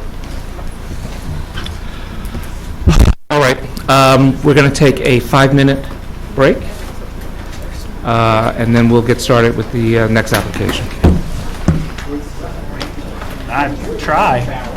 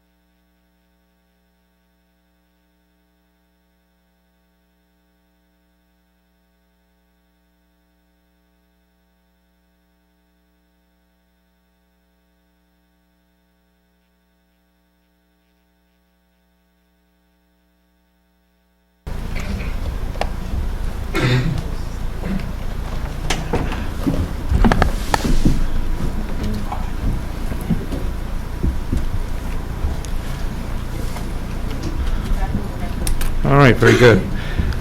So this is the application of Adaline Moser Properties GaRE Venture. Different address on Bloomfield Avenue, 467, 469. I'm looking at a PDF and I can't cross through. So you'll excuse me, but we'll get it right eventually. You got it. Counselor? Good evening. Jonathan Goulden with the law firm of Clark Goulden at 20 Church Street, Montclair, Suite 15. On behalf of the applicant, it's 469 Bloomfield LLC and GaRE Real Estate Venture Montclair LLC. So just to recap, last time Mr. Manning testified at length regarding the design of the building. I think the issue that got the most attention was the handicap ADA accessible ramp on North Fulton Avenue. So the applicant and his design team has revisited that. We've determined we can eliminate that ramp altogether, the ADA accessible entrance point at that North Fulton location. So Mr. Manning is here again to walk through the revised plans that Ms. Talley posted that are dated July 1st, 2019. Should we mark those, or are those marked? We can mark those. Let me. The last exhibit I have is A9, which was that two-page color rendering, or the photographs, historical photographs. 7, A8. Yes, A9. So we'll do this A10. So A10 is Mr. Manning's updated drawings, dated July 1st, 2019. Last time he was accepted as an expert. I don't know if we need to go through his credentials again, or if we can just get through. Mr. Manning, you understand you're still under oath? Yes, sir. Thank you. So you can take the floor and just walk through the changes to the drawings. Members of the planning board, my name is Daniel Manning. I'm representing the owners for 467 and 469 Bloomfield Avenue on the northeast corner of Bloomfield Avenue and North Fulton Street. At the last meeting, we went through the site plan, which illustrated on page L1 that we are providing a new commercial entrance on Bloomfield Avenue, and then a new a replacement entrance on North Fulton. The entrance on North Fulton on the May 30th drawings illustrated an exterior ramp which would make both the North Fulton Avenue and the Bloomfield Avenue entrances fully handicap accessible. After the board's recommendations, we went back and talked to the owner and were able to find an exemption in the rehab section, rehab subsection of the New Jersey Administrative Family of Codes, which states that only 50% of the building's commercial entrances are required to be accessible. The Bloomfield Avenue will remain fully accessible to all areas of the building, and the elimination of the ramp will provide the second building entrance, which is not accessible, thus allowing 50% of the building entrances to be accessible. The existing ground level entrance on the corner of Bloomfield and North Fulton is only for the store. It's a retail entrance and not a building entrance. The two building entrances will be the non-accessible entrance on North Fulton with no change, no encroachment on the sidewalk. There'll be minor modifications to the sidewalk to create what is currently an uneven situation at the door threshold to a level threshold, but without any railings or encroachment at all on North Fullerton. To illustrate what that would look like, if you look on the subsequent pages to back to the last few sheets, which would be A5.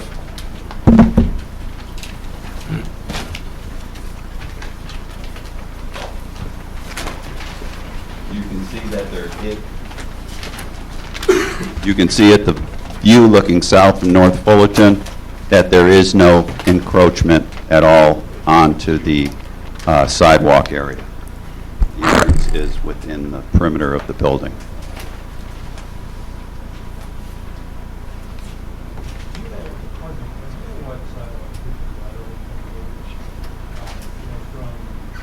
From north to south, obviously, that's still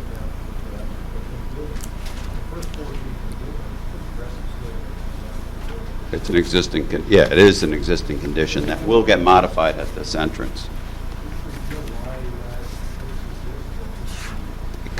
It could be anything from an attempt to shed water away from, running onto the foundation to settlement with an existing sidewalk condition. Sir, are you still presenting or stop? That is the change that we, that the planning board recommended last time and we executed. Okay. The only difference in the elevation itself is the fact that where the ramp was, we extended the storefront 4 feet in order that the storefront dimensions down North Fullerton would be uniform. So I reviewed the building from the street carefully, and I had forwarded to council the information about the use of the eliminating potentially the ramp, which came from Frank Rubacki, by the way. Thank you, Mr. Rubacki, for that information. He flagged it, and credit should be given, which then got passed on to you as a potential variation of code. However, the purpose of the block area on the North Fullerton side does serve an aesthetic purpose. It creates some weight at the bottom. And I am concerned now that where you have now added 2 more pillars instead of that blocked area, that we are losing a feel of the building, which is a historic deco building now, and wondering if one must lose that concrete area on the North Fullerton, on the north part of the North Fullerton side. Okay, use your photos. Okay, right here. This piece actually does something. Yeah, and if you look the way the building looks open, it appears strange. It's not just an aesthetic. It feels off. It's like that. There was a reason they put that there. They put it there for weight. I think the reason was functional. Didn't there used to be a storefront there before? Yes. If you look at the historical photos, I believe there was a storefront. If you look at A9, Furniture done. A9. well, this is A9, which is the Okay. historical photos. Yeah. That was the original design. But there is a horizontal band above that, so it's not like Yeah. it's firmly anchored No, I to know, the I rest know. of the building. It seems to serve some purpose. Are you planning on putting retail in those 2 storefront windows? Yes, sir. How about some kind of a bottom element? In other words, coming up from the street, up, 2-3 feet, so you still see the window, but it provides a little more weight. It just appears, that whole open air area just now appears strange.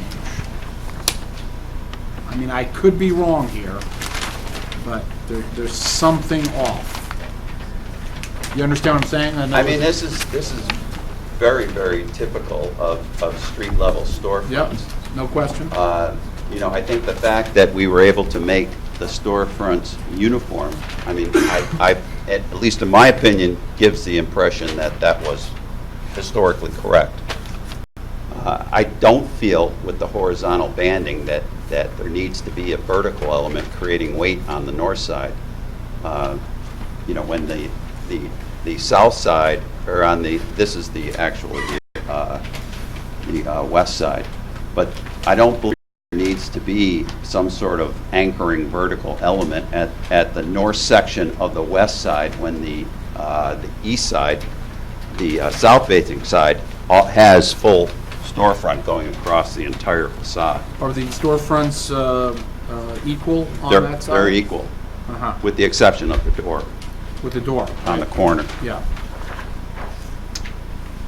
And you could walk underneath there, it's like a little bit of an overhang. You Yes, can there's walk a- it, yes. almost like a little Yes, pedestrian mall. correct. It There's will a make small the, overhang. it'll make for pedestrians walking along North Fullerton Avenue, it'll be a much better feel than you have right now. Right now, you've got a concrete wall, the side, Right. yeah. I think it kind of creates some symmetry on the North Right. Fullerton side with what's going on the Bloomfield side. I have to disagree with you, Martin. I think that panel aesthetically is very unpleasant. Yeah. I thought it was a mistake of some type, and to be honest, I've been in and about that building so many times, I never noticed that panel until I saw it here, and I just said, wow, that just looked Yeah. like a mistake, because it just doesn't add anything. Now, I know what you're saying about weight, but to me, this aesthetic is much nicer than what they currently have, but that's my opinion. I would agree with you, Tim. I could be wrong here. There's just something that's off. The size of the pillars, are they, maybe this is... It's the same as what's happened on Bloomfield. Uh-huh. So we kept that consistency all the way around. Yeah, okay. Can I ask another question? I remember as part of the ramp discussion, there was also a prolonged discussion about, the need to replace the elevator in the back there. Is that still part of the plan? The elevator is being replaced, correct. Okay, thank you. So the element that sticks up on the north side will no longer be there. And, there were several of us here who wanted to keep the Hampton House sign up there and do different signage for the retail stores that you rent to eventually. And I feel that very strongly that the Hampton House is iconic building within our town that people have known for at least 90 years. And I would like to see, the lettering remain. Well, the HBC was very happy with the concept that the Hampton House is no longer the Hampton House, that as long as the name of the retail store that was there met the exact proportions, configurations, and height, scale, and size of the lettering. Yeah, we have many buildings that have the name of the buildings on them, the Madison Building, the Leach Building. Right. To me, it's the same kind of thing, only it's in deco Well, lettering. I And believe the why Hampton would- House was the name of the furniture store. Yeah, it was, Right. but it's Which been is there no so longer long that there. it seems to be the name of the building. That's what you'd refer to, the Hampton House. We went by the recommendation of the HBC. Well, apparently, we can refer things back to the HPC if we have any issues with it, so Well, that's one- what I might want to do. One thing we'd have to add into that, if that was the name of the furniture store, that they may own the rights to it, and that would require that anything would be subject to them willing to sign off on giving them a license to use the name. Because And they they may probably... be happy to see their they name probably own remained. it. Yeah. Didn't that come up the As last I hearing? said, when we went through the purchase process, the owner was not favorable of keeping the Hampton House building. We were able to get that condition out of the contract, but I can say that the applicant is willing to accept the HPC's recommendation, which is the Hampton House sign will be taken down and stored in a place with all the other, any historical elements that are being removed, but the applicant does not see how they can replace the Hampton House sign in the building. It will match and replicate the existing signage, internally illuminated, same size as Mr. Manning testified. Same font. With the new, same Same font. font. Everything so it looks the same, other than, of course, the name will be different. And every time Same- you change tenants, you're going to have to change that lettering. Correct. Whereas just keep the Hampton House signage there, which has been around for forever, and do smaller, signs for the retail space.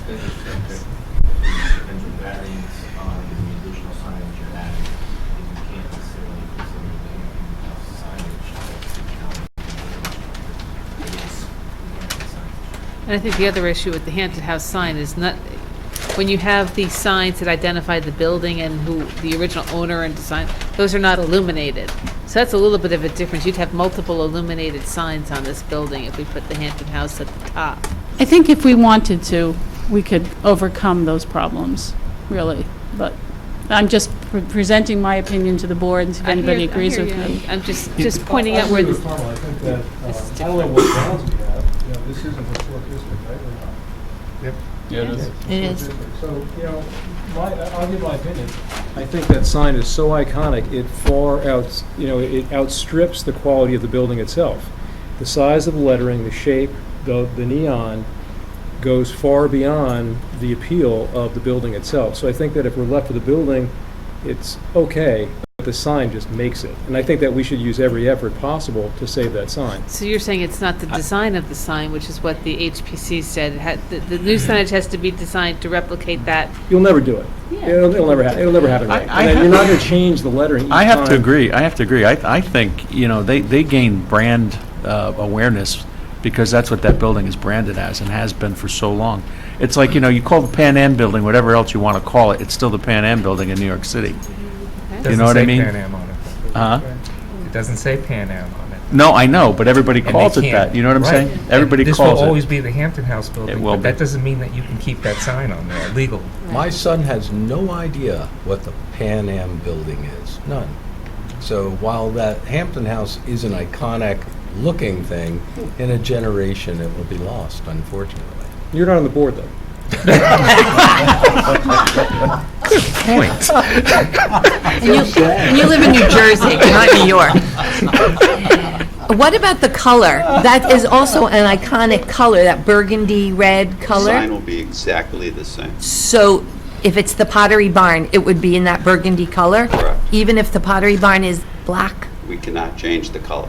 We have to replicate the That- sign that- as it- is, that same color. font, That- same that's size, a same deco. proportions, It's a- same dimensions. It's a deco font. Right.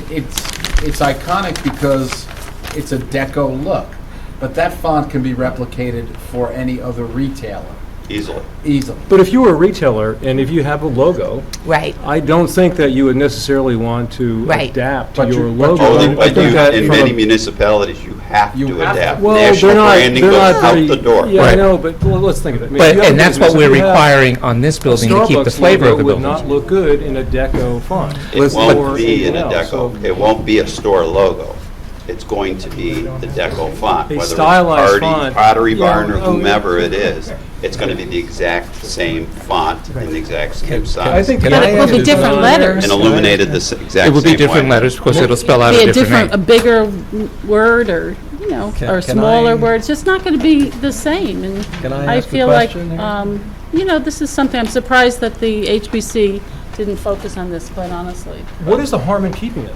What's the downside? So that actually is part of my question to Mr. Goulden. I thought I heard you say last time you were here that you're entered into negotiations with potential tenants. Yes. And are those tenants aware of this HPC requirement or recommendation?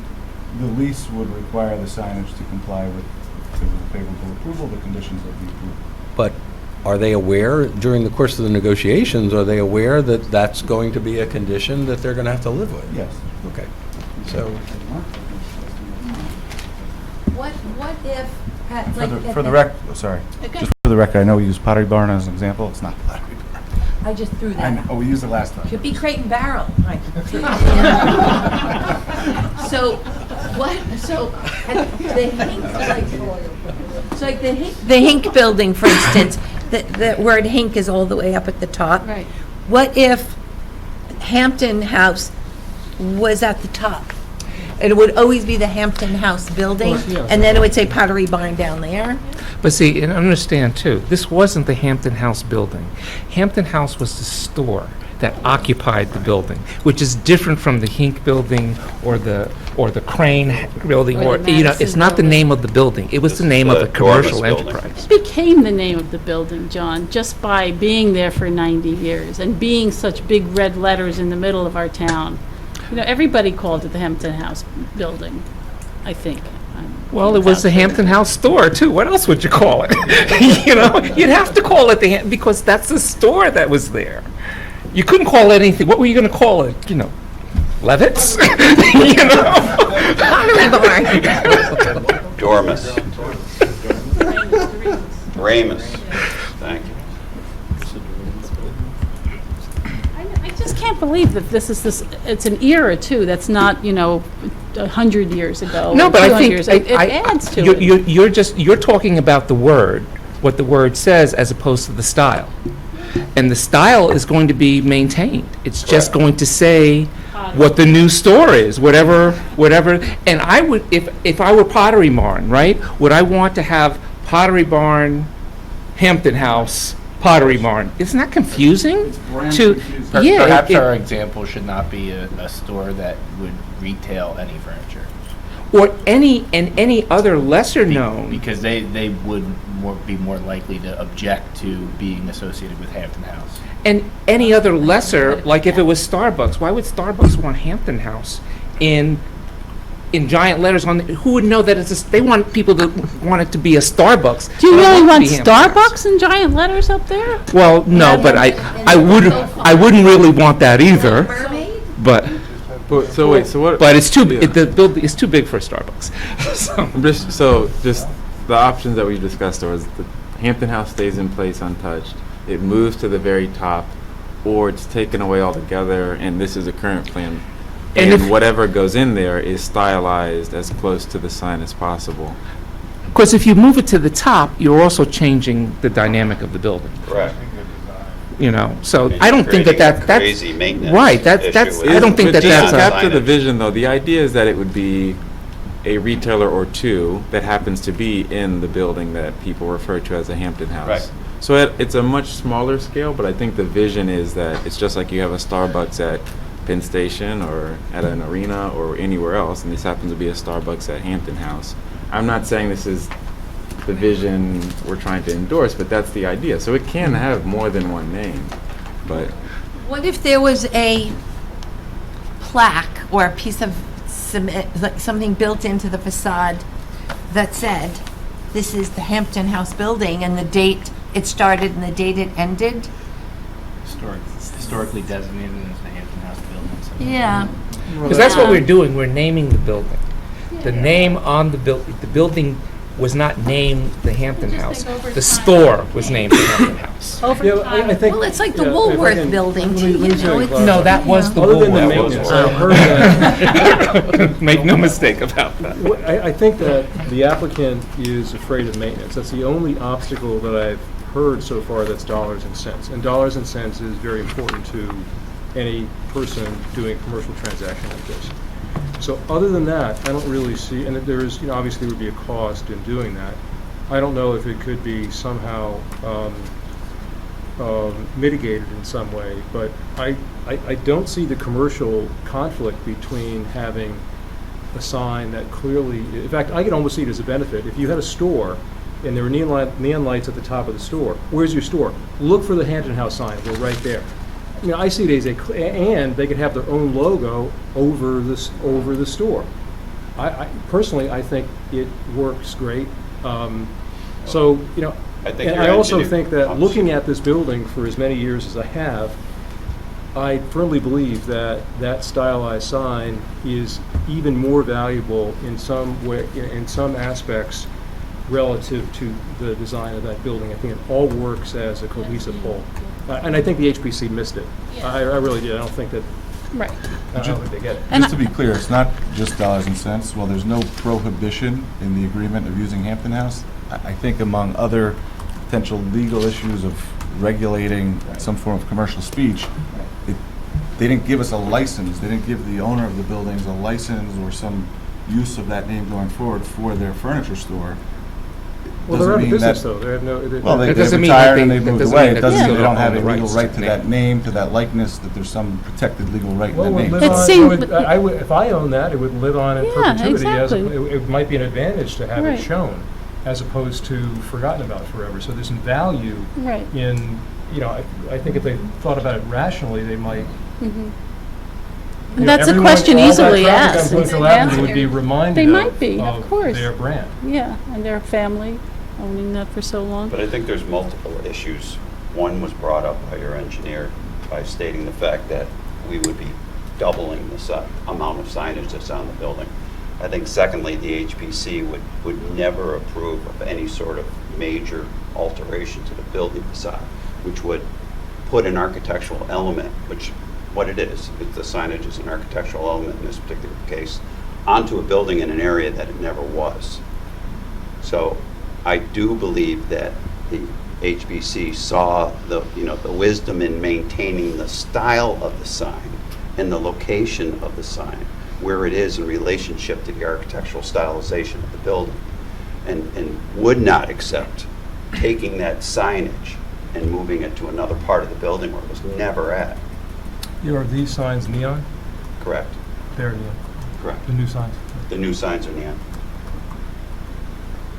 Was there any consideration or discussion with the HBC for relocating the signage for your other tenants? Like the idea of putting it at the top of the building but showing retail 1, retail 2? No.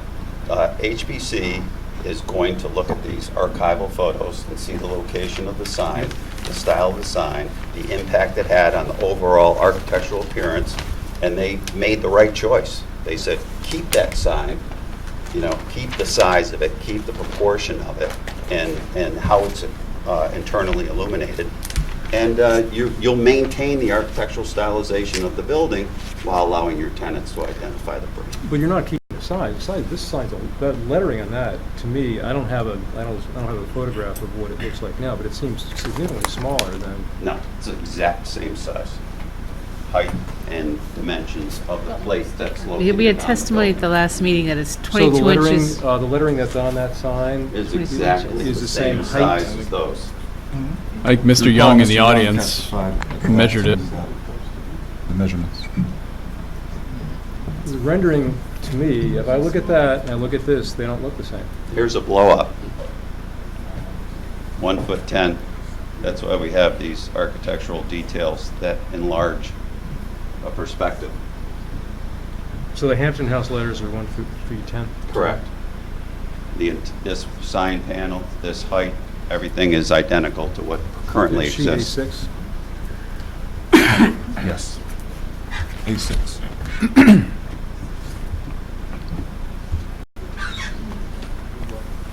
What's the height between the bottom, or let's say that first cornice above the retail and the sill of the window? What is that dimension?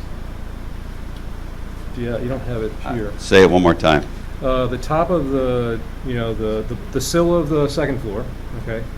There's the finished floor. You're That's talking the the finished window? floor. Yeah, what's the base of the window on the second floor down to that ridge line right beneath the sign, that little... Right there. I don't know, I'm telling you, it just doesn't, it seems like the sign that exists fills almost half of the space of that panel. It's exactly the same, and that's the way it needs to be reconstructed. I mean, maybe this perception is off, but the dimensions are 1'10". But this is that much space, and it's not that.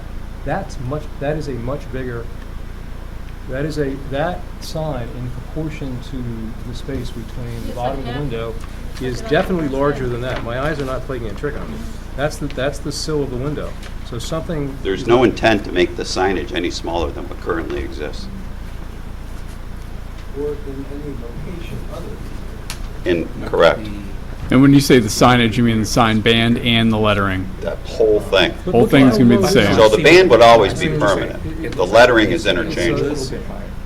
But in any case, If you recall, we had originally noticed for a variance because the code requires 24-inch lettering, but when Mr. Young made his measurements, that's when we confirmed we didn't need that variance, which was in the notice, because it's 22 inches, which is within the code. This is it. There is looks like it almost occupies half of it. I mean, the one thing I learned about being an architect is never try to measure a picture with your eye. I mean, get the tape measure out. These are photographs. Did the HBC recommend like keeping the old Hampton House letters? Yes. I mean, that's kind of silly. Like, what are you going to do with the letters? So we have the letter, and do what? You know, in the basement, but for, I mean, I think that's kind of silly.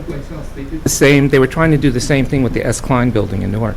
Oh, They're yeah? trying to preserve them. And what did they do with them? And I think, I can't remember whether they damaged them and they couldn't when they were taking them Yeah. off or something, but I do remember that they thought that the same argument, that was the it was iconic for downtown Newark, you know, and, you know, 30-year-olds have no idea what S. Klein's Yeah, on or the EJ square is. Corvettes or something, yeah, yeah. But,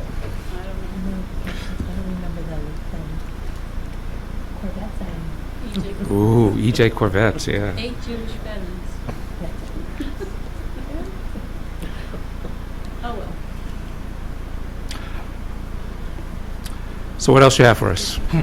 So I think with that, unless there's any other questions, that would complete Mr. Manning's testimony. Do we have any further questions of Mr. Manning? Anyone in the audience have any questions of Mr. Manning?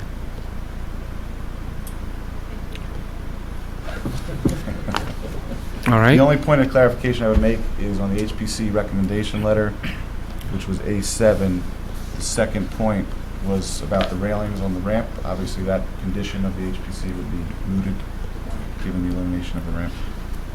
Now, see, there is, and let me throw this out there too. I mean, as a requirement, is one thing, are you looking for the Hampton House branding of the building?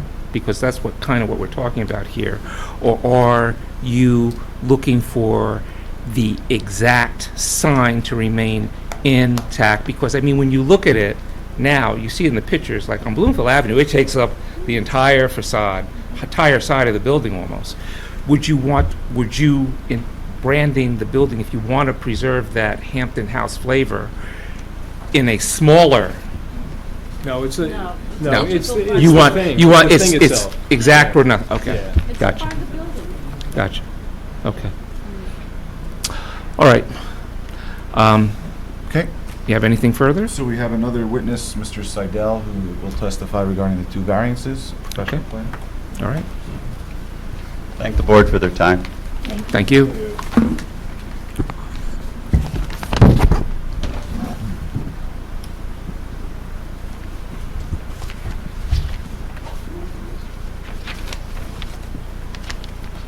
So this is Brian Seidel. If you could please give the board. Sir, do you solemnly swear the testimony you're about to give will be the truth, the whole truth, and nothing but the truth? I do. Would you please state your full name and business affiliation for the record? Sure. For the record, name is Brian Seidel. First name is Brian. Last name is Seidel. I'm working with John McDonough Associates, 101 Gibraltar Drive, Morris Plains, New Jersey. And Mr. Seidel, if you could give the board benefit of your credentials and background, professional background. Sure. I hold a Bachelor of Science in Landscape Architecture from Temple University. I've been working in the field of land use planning, land development consulting since 1997. I am a licensed New Jersey professional planner, a licensed New Jersey landscape architect, and certified by the American Institute of Certified Planners. I've been qualified and testified in front of numerous boards throughout New Jersey, locally in East Orange, West Orange, Newark, Milburn Townships, but I have not been qualified before this board previously. So, Chairman Nguyen, I would submit Mr. Seidel as an expert in the field of professional planning. We'll accept. Thank you. Thank you. You could please discuss the two variances that are being sought by the applicant. Sure. The application that you're hearing this evening is located in the C3 Central Business District. It's also located in the historic portion of that district.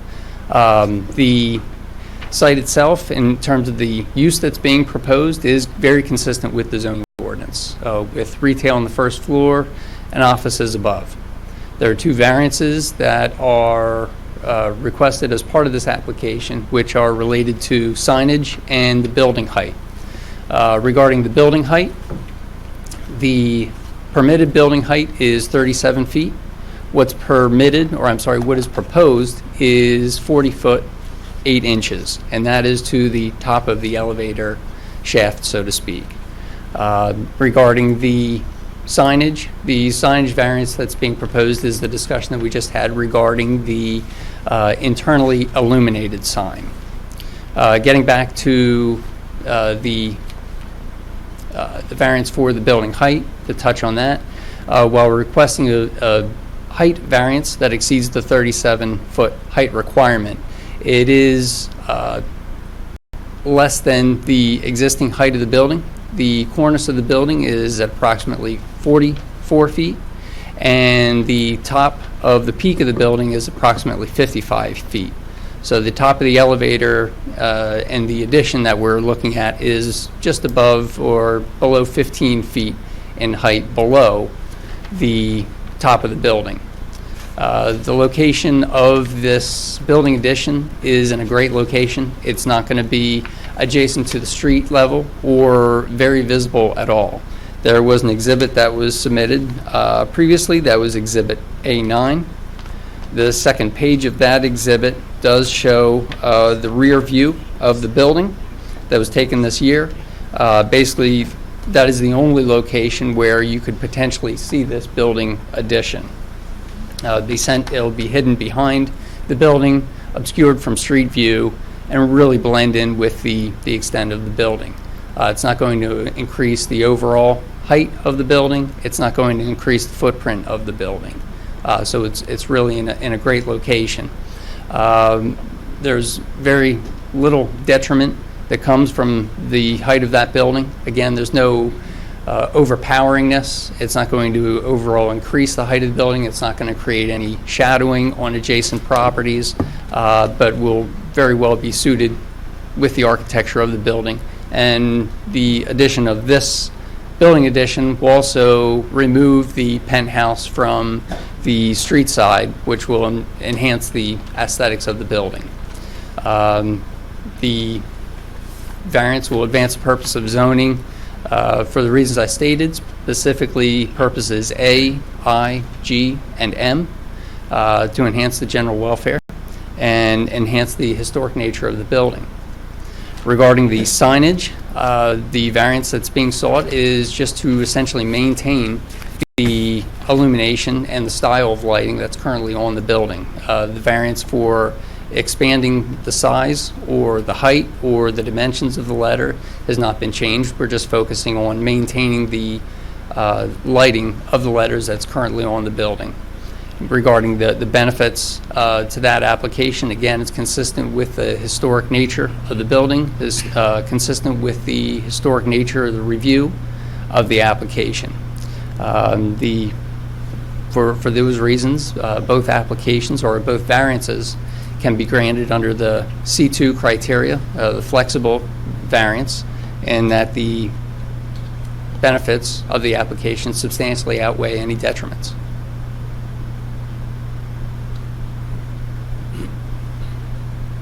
Unless there's any questions from the board of Mr. Seidel?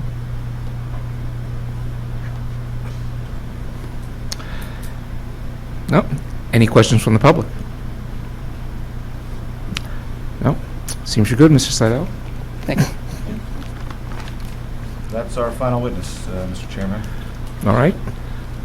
Anyone want to comment about this application from the public? Okay, Counselor, do you want to sum up or submit? We'll submit. I have one question, just one with you. Are the windows changing at all of the building? You mean, other than the addition of the two storefronts at the end of North Fullerton? No. No, the main body of the building windows. No. No, we're adding two windows onto the elevator shaft. That's it. The extension piece. Yeah, Correct. yeah. The original building structure. No changes. There's no building modification other than down at the bottom, which we've talked about already. Correct. And this cement won't be painted, it'll be the same color? Or if it's painted, it'll be the same color? It's going to be the same color. Okay. Will it be painted, or is it just going to? It's a synthetic stucco that has the color integrated into the finished coat.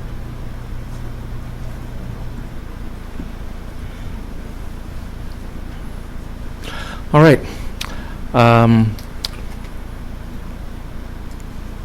Anyone wish to take a crack at this? Well, I don't have a problem with the application in general. The only thing that gives me pause to think about is the sign. I don't necessarily have a problem with preserving the style of a sign. It's hard to anticipate without knowing specifically what tenant is going to be there, how that tenant's name is going to look in these huge Art Deco letters plastered across the side of the building in red neon. But by the same token, I do understand that there are legal complications with using the name of a store. And that's part of what motivated me for asking about whether or not there was an option to name the building in some other way to preserve that tie to the Hampton House, without causing confusion for a tenant, and also not destroying the more of the style of the building. Unfortunately, the identity of the building is so closely tied to the name of the store that it presents a difficult issue. At the end of the day, while I personally don't see how to maintain the Hampton House sign as it is now, given its size and its breadth and its dominance on the front of the building, in addition to having the name of a tenant somehow worked in there, because I think that's way too much. I am also a little leery about saying, well, it's okay to have the name of the tenant up there. So I would propose this. I would propose that we approve the addition, because the addition, I think, is a no-brainer. It's one of the lowest impact type of additions that we'll ever see. Nobody will probably notice it when it's finished. And that once a tenant is engaged, I think that perhaps the HPC and maybe the design review committee of the board should take another look at this to see what would be appropriate, given the identity of the tenant and what the sign would eventually look like. I think any signs that go on the building, I think they should be in Art Deco format, but I don't know whether or not they should be the same size as Hampton House, for instance. I don't know whether, even if they were in smaller, whether we would want whatever that tenant's name is, plastered across the side of the building in large neon letters. It all depends on who you have there. So, how many words? Yeah, I mean, what it's going to look like, because the volume and the style of the letters is what kind of contributes to the style of the building, and the more you change that, the more you get away from that too. And saying that some unknown tenant's name in that same style and size is going to fulfill that, I don't think is a appropriate conclusion. If it's a But three-word... isn't it also true that there'll be multiple tenants? I don't know. There could be. There could be two, and it could be one name on one side and one name on another side. And that's why I think in order to, if we want to preserve the historic flavor of this building, which is not so much in the architecture as in the coloring and the signage that gives it that Art Deco flavor, then we would be better served making a decision based on something definite. And right now we don't have that. We don't have that identity, that definite identity to work with. And also, once a tenant is identified, that may give us some more space to think about how to deal with it going forward. Because how do we deal with the next tenant that comes in there, and the next tenant? If you want to preserve the style of the building.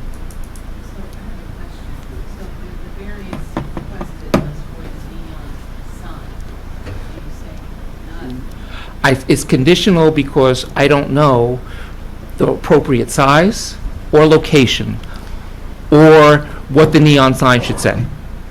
What is it that you would have the HPC do? Well, the HPC is going to be charged with preserving, is going to be our expert in preserving the Art Deco flavor style of the building. And I could envision that the HPC could say, well, if you want to put this on the side of the building, in order to preserve that, the letters need to be smaller, or they maybe need to be located in a slightly different place. If it's a three-word brand store, these letters may be too big. It may need to come down in weight, right, and be a different kind of deco, and we won't know that. So that's why I would like the HPC to make a recommendation to the boards, to the board's design committee, and then if the design committee doesn't feel that it's sufficient, then it would come back to the board for further discussion. But that way, we're not holding up the construction, we're not holding up the project, but it's just the finishing touches on how this building should be finished off that is really being left to a time when we have a concrete identity to work with and figure out how to best, and also to give us some more time to think of going forward, what's the best way to do it. Because where I'm coming out, to follow your point, if the Hampton House sign itself can't be preserved historically, even considering that maybe only one of the signs could be, for example, the Hampton House minus the furniture, could go just on the Bloomfield Avenue side, not put it, so you have some sort of vestige of the old sign. And then I think appropriately, I would like to see the retail conform to, whatever retail sign goes in, have it be flexible for whatever the appropriateness of, whatever logo there is, have it be sort of in step with the marketability of that tenant, and not be beholden to some old style that does. I don't see how it really. And maybe that does work, but we need more time to figure out, number one, can we actually use Hampton House? Because that's the first. That's the first. I mean, is that what you're asking? You're going to ask the applicant to find out if it's doable to leave Hampton House up there? Well, I think that's a little bit cart before the horse. Let's find out what the identity of the tenant will be first, and also give it some more thought. I don't know at this point. I would like to hear what the architects have to say about it, because I don't know whether or not it's what Tony has suggested might actually be the way to go if we could get the rights. But I don't want to charge them with getting the rights until we know whether that's something that we actually want to do. One thought I had with respect to maintenance, the Hampton House sign could also be perched above the cornice, set back from the roof such that someone on the roof could maintain it on foot. And I've seen deco signs like that displayed. So obviously there would need to be a back of that sign box. It would need to be constructed such that you could do that. And there, you're not piercing the front of the building, you're sort of propping it up. But what I thought about too is not necessarily trying to address the repair and the maintenance issue if it were accessible. I thought about also, instead of keeping the sign letters the same size, you see how if you look at the picture, furniture is in the same font, but it's a smaller size. So maybe you use that size to say Hampton House Building in a band, in that same sign band, but in the top of the band, and then have the retailer's name below it in the same font, so that it creates the same kind of flavor, but it's actually smaller letters, two set. It might work better. I don't know. I would have to see it drawn out. This is kind of, brainstorming here. But I think this is the type of analysis that's better suited when we have a particular retailer, and we can give some more thought to how to preserve the fabric of the building as much as possible going forward, and get more input from the HPC. And I don't think that, since that's really the big question here, I think we should go ahead and approve the rest of it, and then make it conditional upon us ironing out this sign issue.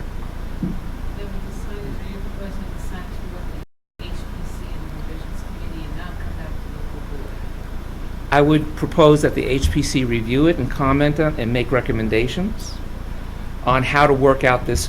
how to work out the signage so that it goes forward into the future, and that the revisions committee make the determination from the planning board side as to whether or not, that's viable. And if we can't agree on an approach, then it comes back to the board, just like any other item that goes to the revisions committee, where we can't agree on exactly what the best thing to do. We bring it back to all of you for an opinion. But I mean, if there's a good solution that there needs to be some sort of compromise here, I think, that will work this out so that it can go into the future and actually work, because you don't want to compete with the retailers' branding, okay? And that Hampton House sign is huge.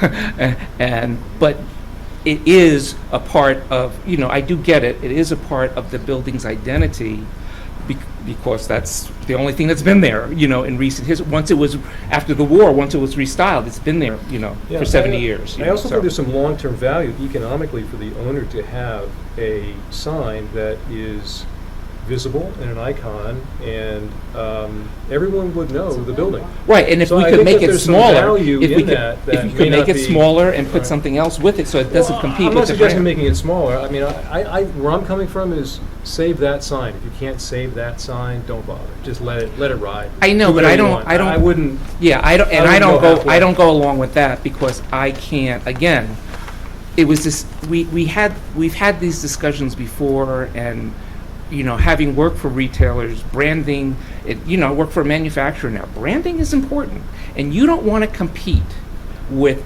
the name of the building. You don't want to compete with things that people, yes, you don't mind having a building having an iconic brand, but you don't want it overshadowing your brand. I mean, that's because basically you want people to come into your store and buy stuff, and you want to attract that crowd, and you don't want people rolling by and think, oh, the Hampton House is still there, and keep on going.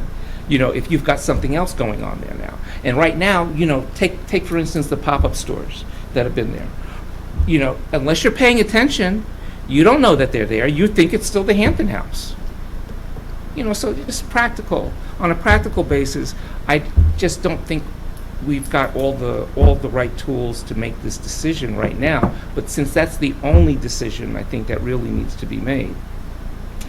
And if you feel that it's something that it's important enough for it to come back for a discussion before the board, before we, allow it, as long as the applicant is willing to go with our final call on it, then they can proceed with the rest of their plan.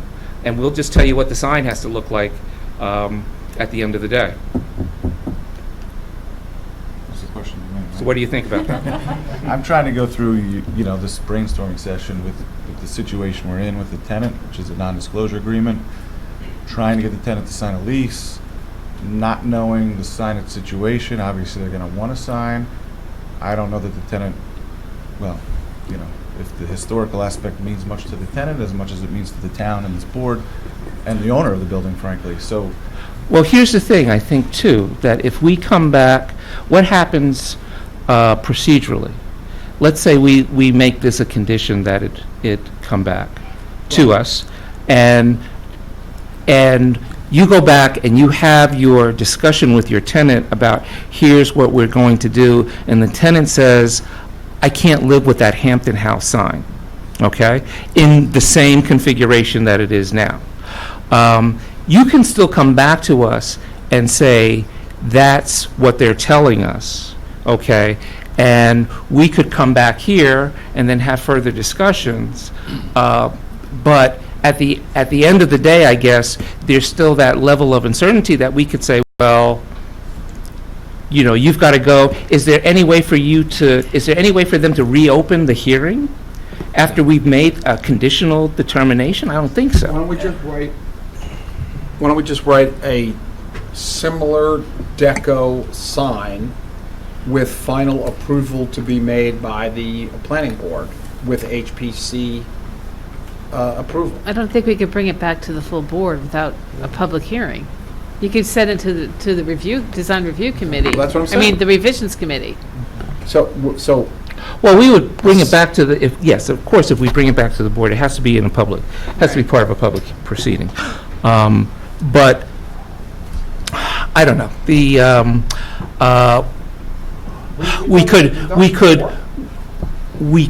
other option is that we table the decision.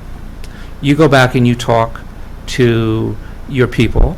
We'll have some more conversation on this side with the HPC and figure out, get some more input from the HPC. And at the beginning of our next meeting, we can then hear your feedback. We can discuss the feedback that we got from the HPC and make a decision at that time. Mr. Chairman, if I may, the HPC is your professional expert. They're the ones that are, tasked with determining historic significance and modifications that can be made. I think they've made a wise determination. I think I understand your concern on the name of the sign and possibly not fitting within the parameters that have been established by the Hampton House sign. But I think that's not a bad approach in terms of once the tenant, telling the tenant that the signage will be this size, it could be this shape, and we can establish, once we find out the name of the tenant, whether it fits in those parameters. We can draw that and illustrate it, give it back to the HPC, and if there is a revision committee, then you're not rebuking what the HPC has made it as a recommendation to you. Well, I don't think we're so much rebuking as we want further. Well, that's what I'm offering. Further discussion on it. That's what I'm offering. Once we have the name, let's draw it up the way that the HPC has stated that it should be accomplished. What happens if we don't like it then? Well, I think you bring it back to the HPC and your revision committee, and we see what happens. No, I think you're misunderstanding. The HPC is our consultant. We have the final authority. Right. We can only do that if we give you a conditional approval and have the ability to say, okay, because we get to make the final decision, and we can disagree with the HPC. And if we, for some reason, aren't satisfied with it, or still not satisfied with it, because again, we want to think about going forward into the future too. And so far, the HPC hasn't commented on that particular perspective of it. And without being too specific about the names, are you familiar with any of the businesses located in that area? Yes. And do you know that up the street on South Fullerton, there's a grooming establishment? Would you want the name of that establishment on Bloomfield Avenue in giant letters, giant Art Deco letters? I don't know whether I would want that or not. But and that's the kind of worst case scenario that I think about. And again, I know if you're, and most tenants are going to have a branding issue too with this giant.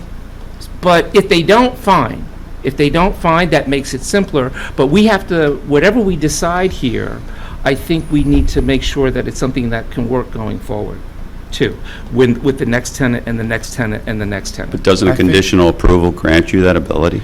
It does, and that's what. But the condition, if we grant the conditional approval, okay, and we come back and we can't come up with a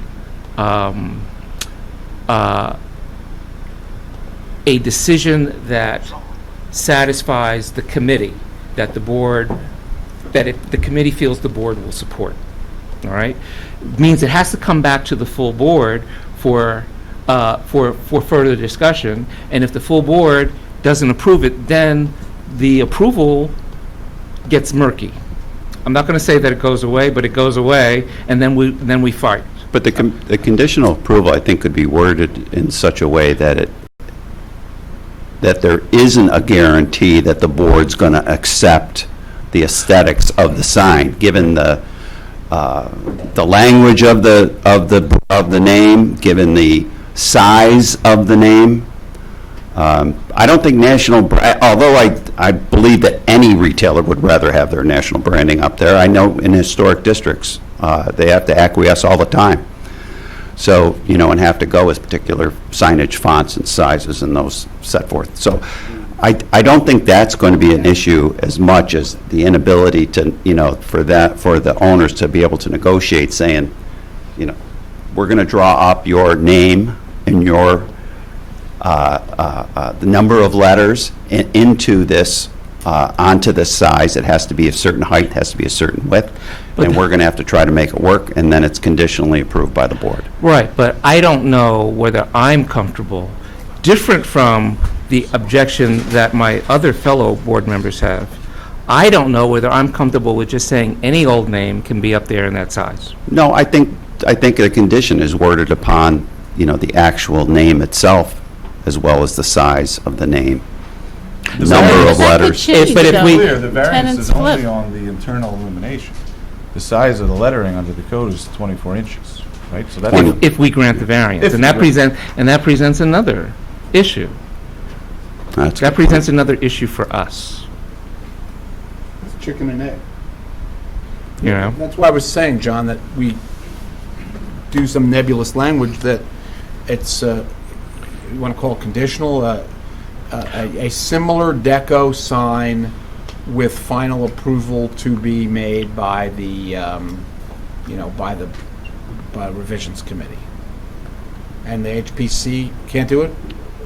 You're shaking your head, Counselor. I'm shaking my head because this whole thing, while I think it's level-headed and I think it's a wonderful approach to taking it, I think it's off the wall. I think what this applicant has come before. You're not on the board?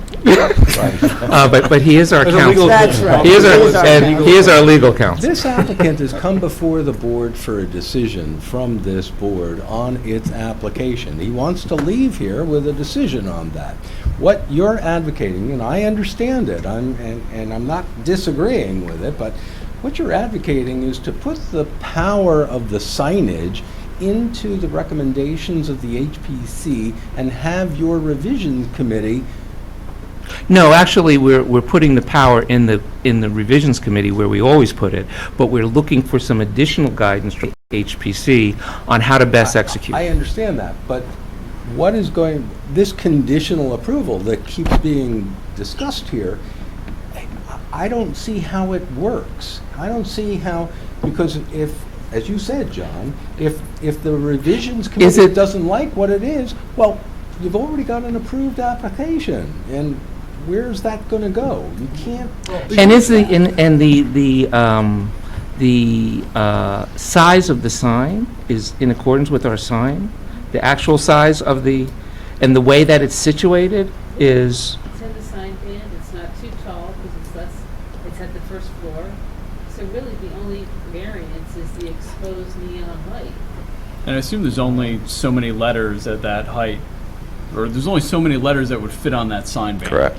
Right. Well, I don't know what that number is. It could be 100, it could be 15. Procedurally, the HPC reviews and approves every single sign in that district. There's a committee of the HPC that specializes in signage and very familiar, and I think the board would feel comfortable having them with the authority to approve all signs for this building, which is what how they generally work. You could say that a master signage plan has to be approved by the revisions committee and implemented over time by the HPC, because we do have requirements in our signage regulations for a master signage plan, and that would permit perhaps the use of neon within our other signage requirements, and require them to submit the master signage plan to the revisions committee for long-term implementation by the HPC. And that way, every time there's a change in sign, those new signs go to the HPC. Right. Okay, so let me ask you a question now. In terms of, if you've got two tenants, where are the entrances for the two stores potentially going to be located? Both on Bloomfield Avenue. Both on Bloomfield Avenue. You So can also get there from. You also can get there from ADA, North you can't, Fullerton. but from North Fullerton as well. So where physically on the building will be the entrance? Just if you could point out for me on the illustration, where would the entrance that would be for one store, which is the North Fullerton side. That would be their secondary entrance. Where would be the primary entrances for the two tenants? Which is where you would want to have their names. That's not an option in this particular case. The signage has to remain where it is. But just show where it is All right. in Mhm. relation to the entrances.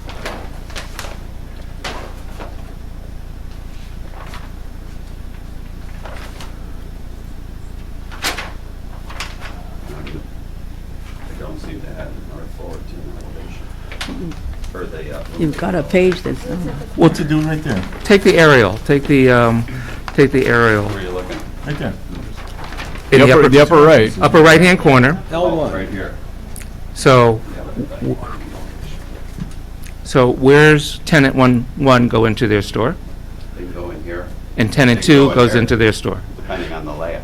So you'll have 2 entrances on Bloomfield Avenue, and then you'll have, what, one name on one side and one name on Fullerton? That's a mess. That doesn't make sense. I So you don't leave the, understand. That's what I've been trying to you figure leave the out. Hampton House, This is yeah. why there's an issue. I'm trying to figure out how you do the 2 tenants, yeah. I really think that you guys should do what you want. I'm looking at Rockefeller Center right now.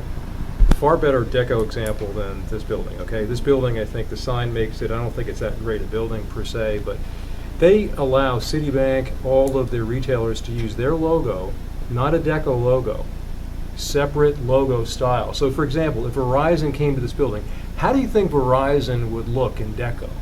I mean, it just, you know, it doesn't seem, and that may not be something that the HPC really thought about, but I think commercially, you know, I'm looking at the Citibank logo on Rockefeller Center. People want their sign They by their want- door. that's- How do you know which So, door is going to be for I what just think tenant? that that's you know? why there's But you can have secondary it's, signage. there's, it This doesn't is work. a proverbial problem in historic districts, and many towns impose signage and signage requirements to adhere to the particular look of the area, whether it's colonial revival, deco, whatever it is. Wildwood, So New this Jersey. is- Yeah, this is a deco building, Yeah. but there are many deco fonts. It's not like this particular font up there is the only one in the world. What I was trying to say before, just as a design build issue, if there are too many words in the name of the store You don't that's want it. coming. You don't want each You letter. don't, you don't to want be- it that big. Yeah. And so potentially a different deco font, but in the same feel and style, would work and accomplish the same imagery and same takeaway, so that nobody but us here would remember that we changed the exact font. It would still feel like a deco store. So if there are 4 words to the name, you may not want it as big, as John said. If it's 1 word, you may want it even bigger. So reserving decision-making for this kind of thing on a historic building in a historic district is not a bad policy, with all due respect, Counselor, and even though the applicant might not want to be in that position as a takeaway, the government in some areas needs to be more intrusive and protective of the people's rights, and in this case, the people's rights are the historic flavor and feel of the area. So yes, we can't impose more, but we certainly don't need to do less. There's But my I think we speech. can accomplish all that by having them, exactly what you said. Exactly. Conditional approval of this Conditional. variance, requiring them to come back with a master signage plan approved by the revisions committee, with input from the HPC, and then you assign the long-term, approvals to the HPC. And, because they do exactly what you say, Martin. They evaluate the impacts and can make the recommendations to make sure it works. That's their expertise. And at the end of the day, I think that the members of the review committee, and not just because I'm one of them, I think that we, between Martin and Steve and I, there's enough balance there to come up with, Right. a decision that will not offend too many people on the board, or not offend as much as it would be acceptable. Oh, okay. I know, Tony, I don't know whether we're going to... I'm perfectly okay with that, because Yeah. I think if you don't have that sign, my feeling is let it be whatever it wants to be. I don't really care. But is So that off the that's fine. table from your revisions committee, keeping the Hampton House sign and trying to work other signage for the 2 or 3, 2 stores? I don't necessarily think it's, spoken, yeah. I don't necessarily think it's off the table, but I don't see how it works for 2 stores But we set up haven't like thought that. about it that much. But, We rarely think right, about it. I mean, I would like to see, because like I said, I think it could work if the letters were a different size. You know? The letters of. The lettering of this, you could keep Hampton House And have- building. You would basically stop calling it Hampton House Furniture, the nobody Hampton calls it, House it's just building, Hampton House, you know, yeah. to preserve that historic flavor to it, that historic fabric to it, but, you know, it would require a different kind of sign. It would Yeah. require, you know, two, You take away the furniture and you just leave Hampton House, then you put the other signage for whatever stores are in there in an I would like appropriate to place see, yet to be I would envisioned. kind of like to see what that looks like, because. Yeah, but it will change when the I could think realtors that it would flip- really look messy. The It could realtor, look real messy. estate flips to another tenant. You have to have something that accommodates. Perhaps the I get a potential. chance to put a word in, because I think we're kind of stuck. do. I'm thinking that there's a community here that's been long established and is very fond of the Hampton House, but I think there's also a community who doesn't really know, or as feels as attached as all that. It seems to me that there was a time when Hampton House was new, and they would probably never have been known so well if they had to have somebody else's name up there. I'm wondering if that branding is not important to the new tenant, and that they would like to have their name up. And I don't know, considering that there's going to be perhaps even 3 tenants in the building, that we have a room for 3 signs, and I'm not sure how we resolve that issue. But I do think that it's not one that we can decide tonight at this time, and that the issues really are, how do we, communicate with the applicant with regard to, once a tenant is found, how we accept that. And I think probably putting it back to the revisions committee is the place where that can probably be resolved. Because I want to make sure that it works. Right, because we don't know what, and we don't know exactly how many tenants and these things, I think, need working out and cannot be solved here. We need parameters. I kind of liked Robin's idea of a plaque of some kind, even if we don't have a Hampton House sign up. That kind of gives memory to it. If that would be one way to solve it. But I'm not sure that we can tie a building of that size with perhaps 3 tenants with a great big Hampton House sign and their own branding. So to me, it's a little more complicated than just preserving the Hampton House sign. And that's my particular comment at the moment. Just so I understand what we're discussing, we'd be talking about an approval with a conditional approval on the sign variance, that when we come back for signage, master signage plan, or as we would at any sign in You'd a be historical required to district. come back with we'd a come back master to the sign. revisions committee, as well as HPC, who typically reviews signs. They'd give a recommendation, the revisions committee would then make a decision, make a final decision on the sign. As to whether the condition is satisfied. Right. Can I just confirm, Jennifer?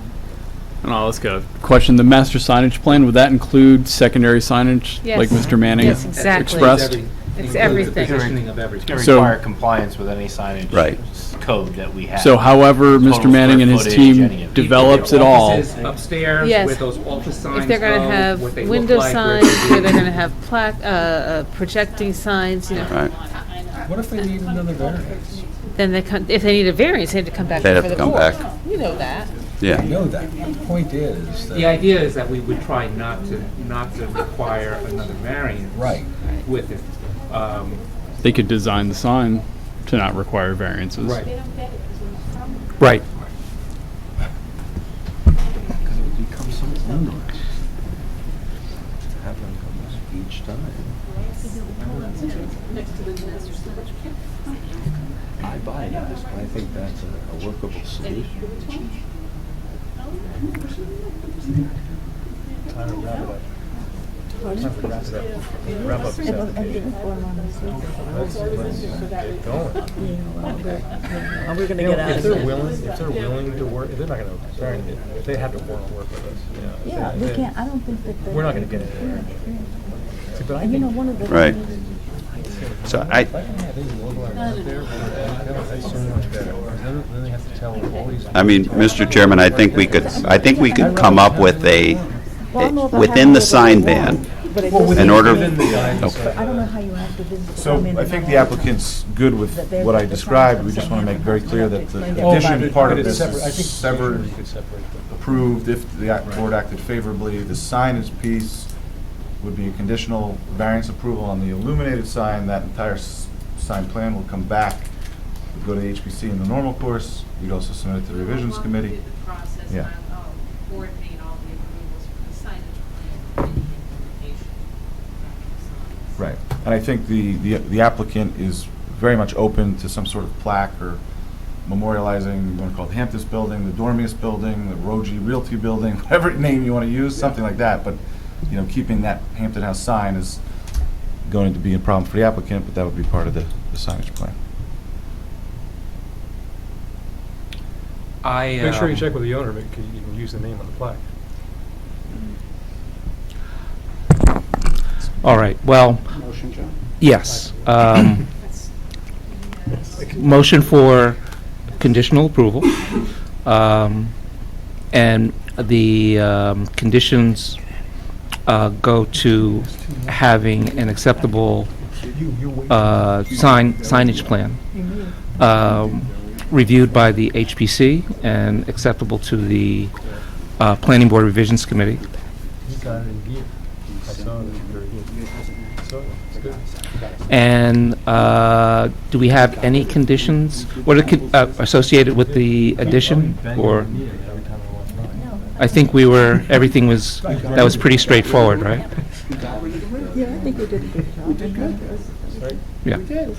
And that's the motion. You made it happen. You brought in a SWAT team of Baki and Baki. Okay, all in favor? Aye. Aye. Opposed? Abstentions? Okay. All right, gentlemen. Thank you Thank very you. much. I will send you the resolution. They kept the Lackawanna benches for a long time. All right, Art, so we have to go into executive session. Should we go in and do the bills first before we go into let's do the bills first. executive session? I have a question on the bills. Okay. Our audit department has a question on the bills. I get paid extra for that, right? You get paid extra. Double salary. All right. Time and a half. Let's see. This is a bill from Davison Eastman. Okay. Mr. Galvin's firm, dated June 12th, 2019. And it's listed under their project or their matter conflict legal counsel. Right. But it almost looks to me like it's for Orange Road. When I look at there's two things that are under it. I mean, it's $92. It didn't seem to me like it would go in the conflict legal counsel as opposed to one of the matters that's before us. You're talking about their bill for $92.34. Yes. I don't know. I'll have to double check. I don't think we had Orange Road discussion at that meeting. Let's see. Research costs. I'll double check. I'll pull that bill. I'll call them and say what application. Yeah, I just want to make sure it's in the right spot so it goes in the right part of our ledger. And so outside of that one bill, I would make a motion to approve the rest of the bills. A second? All in favor? Aye. Aye. Opposed? Abstentions? Okay. All right, so we Motion? move to adjourn the